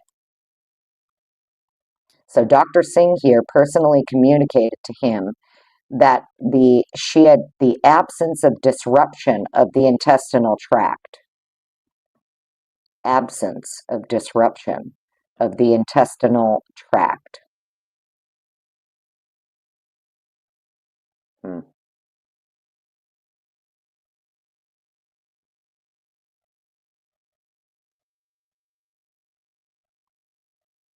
I thought she's the one who ate the mac and cheese. Notice that's not being talked about here either. That yes, she seemed intoxicated, but she was also allegedly stuffing her face with the mac and cheese. Dr. Singh here is saying that there was an absence of disruption of the intestinal tract. Absence of disruption of the intestinal tract. So she did continue to digest then. Absence of disruption. Either way, the measured alcohol concentration would be indicative of gross intoxication. His summary and conclusion here: it is my opinion that Madison Mogen would have been markedly intoxicated from the effects of alcohol around the time of her death. She would not have the ability to mount a meaningful response to a sudden threat to her person. Really? I have limited my review to that of Madison Mogen. However, the same general principles would apply to Kaylee's cavity blood, Xana's peripheral blood, and Ethan Chapin's cardiac blood. Interesting. So each one of this, so only Kaylee and Maddie had cavity blood taken for their toxicology, but Xana had her peripheral blood taken, and Ethan Chapin had heart blood taken, cardiac blood. Interesting. Why would the Why are they doing that? I don't understand. What would be the point of that? When you're doing toxicology, wouldn't you just want to be taking it from the best spot for every person, every victim, period? The most preferred source is where you'd get it from, not the least preferred. They're just all over the road here. Some of them, they use cavity blood. One, they use peripheral blood. One, they use cardiac blood. Crazy. This response is based upon the limited facts and information provided to me and my advanced doctoral prepared education. This response is based upon the limited facts and information provided to me and my advanced doctoral prepared education, training, research, and clinical experience in the disciplines of pharmacy, pharmacology, toxicology, and as a recognized expert in the absorption, distribution, metabolism, elimination, and effects of drugs and alcohol for more than 4 decades. And then he made sure to put in bold here, this opinion is subject to review and revision in the event additional pertinent facts are disclosed. That was Gary Dawson there. This is his table here. Talks about, clinical signs and symptoms, how, wasted one might be. Here we go. Darren Gilbertson. This is where we get into these timed runs here, where he does timed runs and he doesn't even account for the cleaning. He knows the state's going to argue this motherfucker tried to clean up the crime scene, and he doesn't, when he does these timed runs, he doesn't allocate time to stop and pretend to clean up blood or pretend to clean up the scene. Super interesting, even though they were going to testify that that's what he was doing, right? Let me come back to chat for a minute, say hello. Hello, everybody. Welcome on in. Sorry if I missed you. I'm in another window reading. I can't see my chat. Ronnie, hello. Heather Mosher, hello. Rex. What up, Rex? V Slims. So good to see you, V Slims. Hope you're having a great day. Hope everybody's having a great day. It's gorgeous where I am. I feel like we haven't gotten through enough of this, but I do got to hop off soon. Where are we at? Page 60? Did I really only get through 20 pages? Did I ramble that much today? It's fine. Probably just have to pop back on tonight. Let's see. How much do we got here for Gilbertson? Let's read Gilbertson and then, yeah, because this is his thing for the timed runs, right? Nowhere in here does this motherfucker account for any time he's pretending to be Kohberger while he's doing the timed run. He's pretending to be the perpetrator and simulating stabbing motions. Yet he's not simulating the motions that it would take to stop and clean up and account for that time. in his little timed run here. Just Jackie, hello, good to see you. Bria, hello, how are you? Just saw you out of the corner of my eye. Bria, yeah, maybe it depends on the wounds, where they take the blood from. I mean, I don't know, I can look it up on Google, but it does say that cavity blood is the least preferred. So let's see. What is the, what is, I don't want to say most. What is the preferred?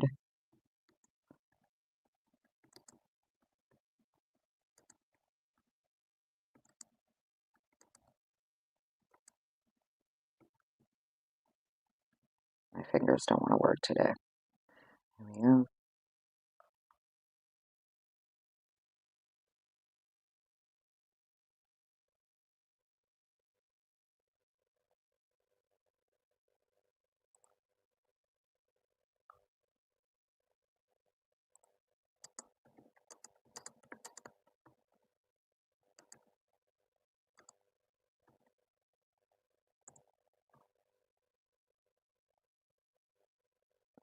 All right, so for toxicology here, it says, this is just the AI overview, but I'll read it to you guys since the question came up. It says, for toxicology, the femoral vein in the groin area is the preferred site for post-mortem blood collection to minimize post-mortem redistribution of drugs. In living patients, peripheral venous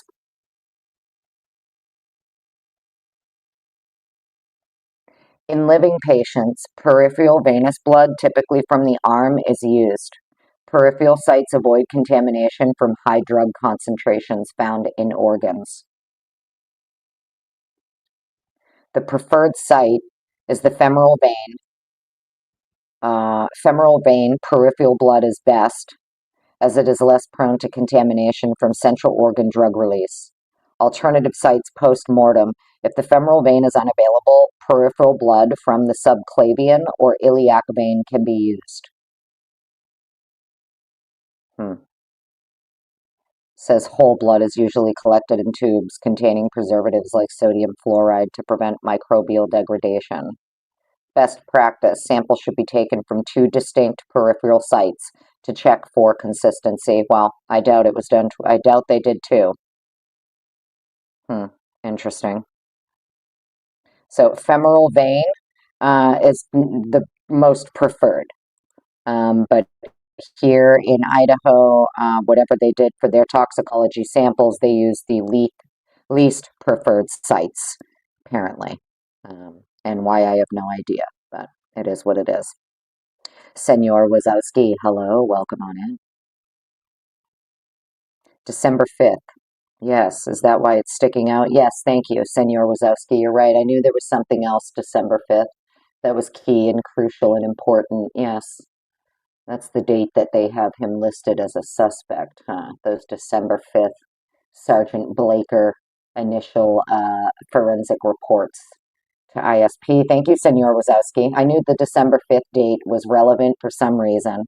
The dates stick in my brain, but doesn't always, what goes with the date doesn't stay. You know what I mean?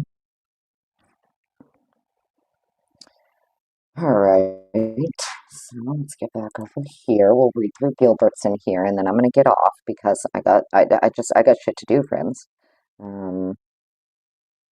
But I'm loving the new place so much. Oh my goodness, I just love it so much. All right, so Exhibit S7, anticipated rebuttal testimony. In response to the defendant's expert's disclosure filed on January 23rd, 2025, the state may call Darren Gilbertson, detective for the Idaho State Police, to testify regarding the following. Gilbertson will testify he was assigned and worked as the lead investigator for the Idaho State Police, assisting the Moscow Police Department in this case. As the lead investigator for Idaho State Police, Gilbertson is familiar with most of the evidence recovered by law enforcement in this case. For purposes of this disclosure, Gilbertson relied on the autopsies of the victims, his personal observations of 1122 King Road and the surrounding area, the photographs and videos taken of 1122 King Road, and the reports detailing the processing of the crime scene at 1122 King Road. Gilbertson will testify he arrived at the crime scene on November 13th, 2022, about 2:40 p.m. From November 13th to November 14th, 2022, ISP detectives documented and processed the crime scene. On November 16th, 2022, ISP forensics were briefed on the scene information. On November 17th, 2022, ISP Forensic Services arrived and took over documentation and processing of the crime scene. Gilbertson will testify based on review of surrounding video surveillance. Investigators believe the homicides occurred between 4:07 to 4:20 a.m. Interesting. Gilbertson will testify investigators conducted timed runs at 1122 King Road to gain an understanding of the approximate time needed to have carried out the homicides. Specifically, this was done to see if one person could have committed the 4 homicides in approximately 13 minutes time frame, estimated by investigators. 13. Gilbertson will discuss his experience with timed runs and how those timed runs were conducted. Gilbertson's CV will be disclosed in upcoming discovery. Gilbertson will testify investigators included 2 possible routes back to the vehicle parking area above and to the south. The shortest and most direct path going from the parking area and moving east to west along the back of the house took approximately 30 seconds. A second path, starting at the southern edge of the property and walking a fence line through some trees and moving in a south to north direction towards the back of the house, took approximately 1 minute. The times to make the same 2 paths at a running pace were approximately 6 to 7 seconds for the short path and 10 to 12 seconds for the long path. Gilbertson will testify defendant could have gone from his car to the home, carried out the 4 homicides, and returned to his car in as few as 2 minutes and 6 seconds, going at a fast pace on the shortest route to the vehicle, or 3 minutes and 45 seconds, going at a slower pace on the longer route to the vehicle. Gilbertson. So they were going to have Gilbertson testify that Brian Kohberger is actually John Wick. 1,000,000%. Nothing short of John Wick in the flesh. He could have gone from his car into the home, carried out the 4 homicides, and returned to his car in approximately 2 minutes and 6 seconds. 2 minutes and 6 seconds. So he is actually John Wick. I mean, I don't know. I think we could just end it there, friends, Like, this is what the state was going to argue. They literally were going to have Gilbertson here get up in the stand and try to convince a jury that Brian Kohberger is fucking John Wick. 100%. 2 minutes and 6 seconds. He was able to park the car, get out of the car, walk into the house, kill all 4 people, even though Xana's room indicates a motherfucking battle went on. He did it all in 2 minutes and 6 seconds. 2 minutes and 6 seconds. So it is what it is. They planned on trying to convince the jury that Kohberger is actually John fucking Wick and Jason Bourne. Like, the 2 are 1. And they reside in him. I mean, yeah. Gilbertson will testify this would allow the defendant time to clean up or change clothes before leaving the scene. He did it all in 2 minutes and 6 seconds, but he also had time to clean up and change clothes before leaving the scene, even though none of that is indicated in his timed runs that Gilbertson did here. Gilbertson does not allocate any time for cleanup or changing clothes. Okay. So let's go look at Gilbertson's report here, and let's see if we can find together anywhere in this report for his timed run where Gilbertson lets us know that, oh yeah, by the way, I made sure to include the time that I'm going to claim he was cleaning up and changing clothes. I included that in my analysis, my recreation. Let's see if we can find it. Let's see. On November 21st, 2022, Idaho State Police Sergeant Darren Gilbertson conducted time runs through the residence at 1122 King Road, Moscow, Idaho. Victims were murdered there during the early morning hours of November 13th. Brian C. Kohberger was subsequently arrested and charged with 4 counts of first-degree murder. The purpose of the timed runs was to gain an understanding of the appropriate time needed to have carried out the murders.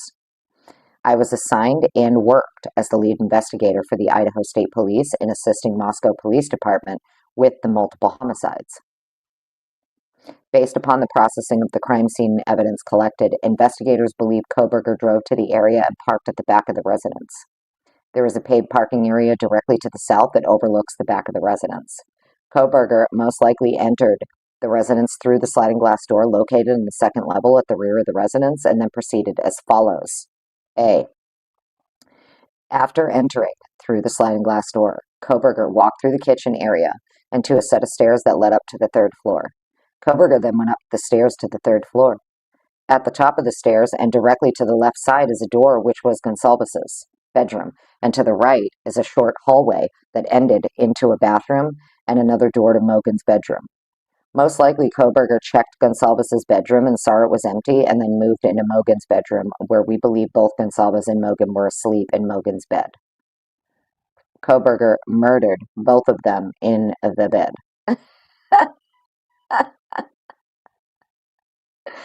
I'm sorry, I don't mean to laugh, but like, dude, we can see the drag marks on Maddie's bed. Literal drag marks from one of them being like dragged up and hoisted onto that bed after they were already bleeding out. The drag marks are there. They're in the crime scene photos. The defense's, experts were going to argue staging and shit. Because if they were both asleep, well, then one shouldn't be on top of the other. And there shouldn't be drag marks of blood on the bed if they were both asleep.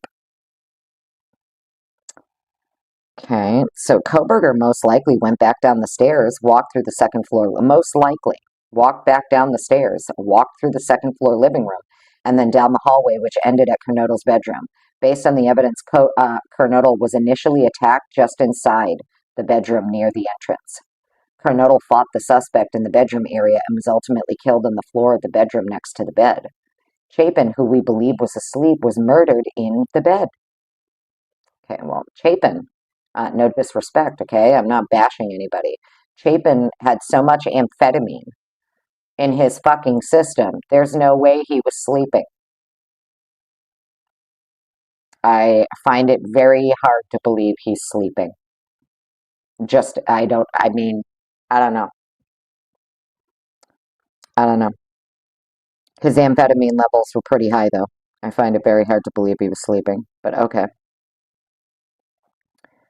So in 2 minutes and 6 seconds, he's able to get from the downstairs. He's able to get from the upstairs to the downstairs. Fight Xana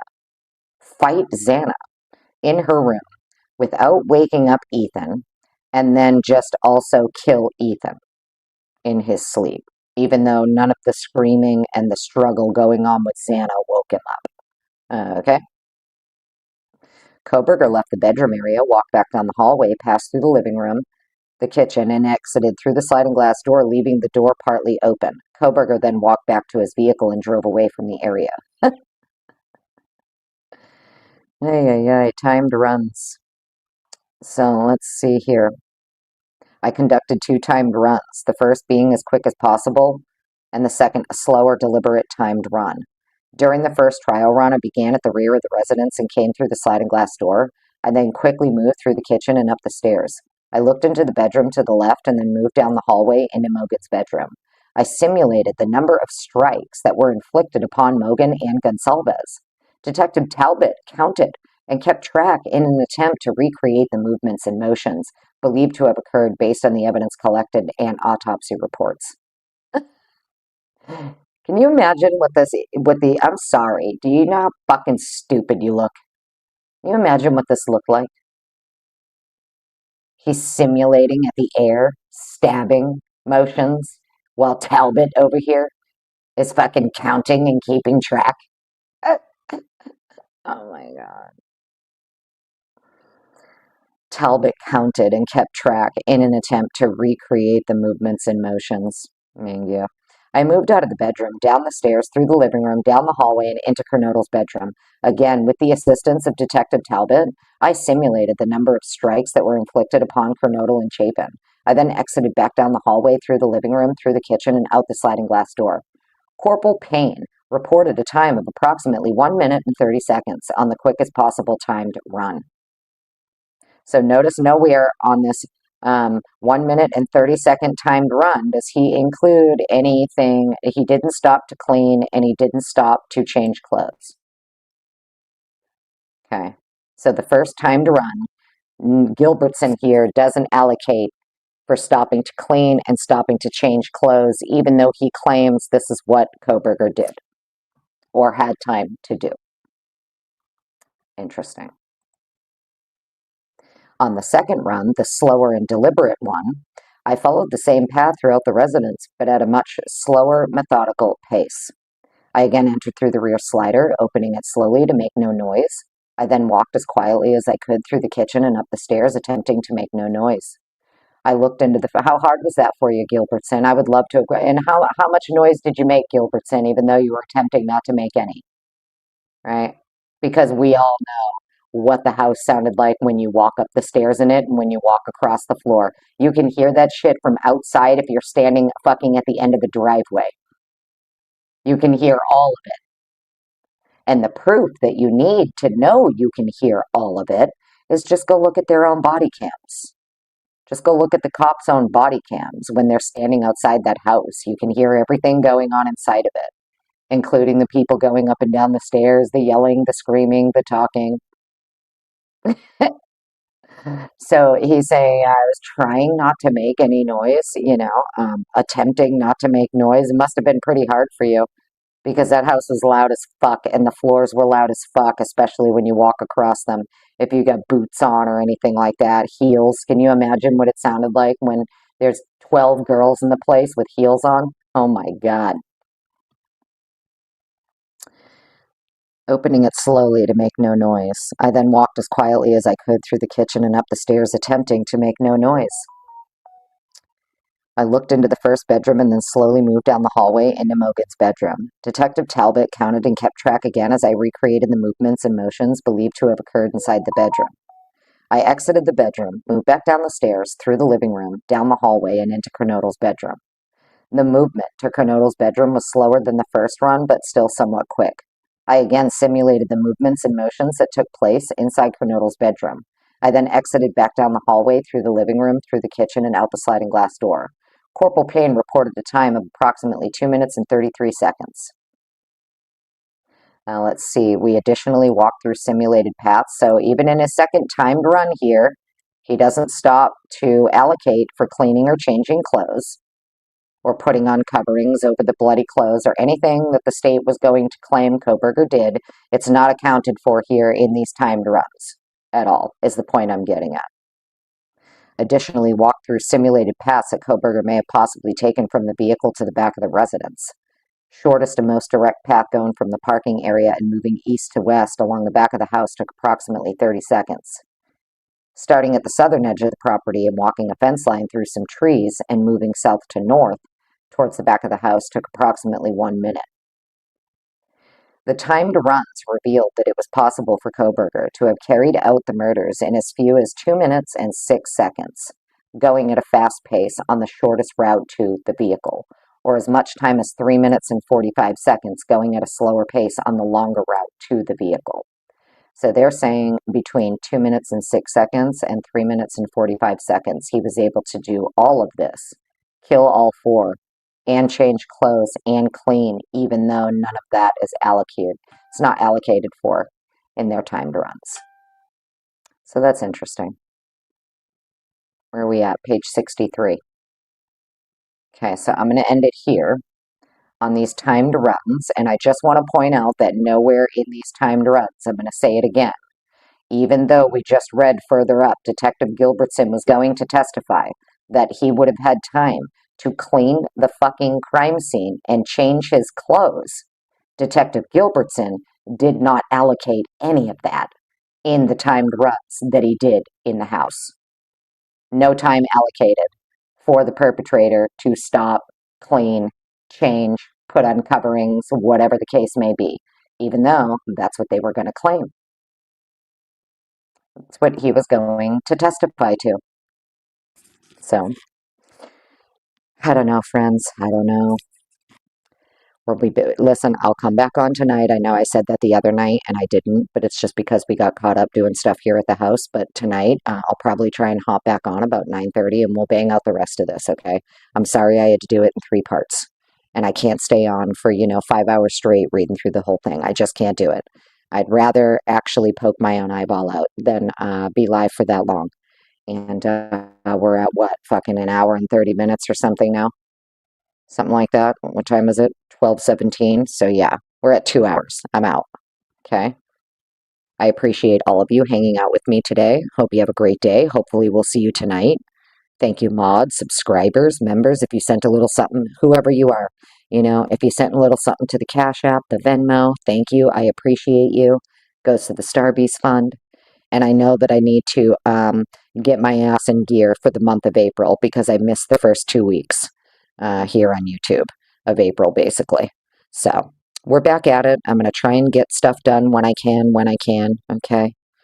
But I really am just enjoying my new place as much as I can and hanging out with my kid and loving every second of it. So that's what we're doing. But I hope you guys go have a great day. It's gorgeous where I am. I'm going to go get some fresh air and go ground and be in nature. And yeah, I hope you do the same. Take care, everybody. Have a great day.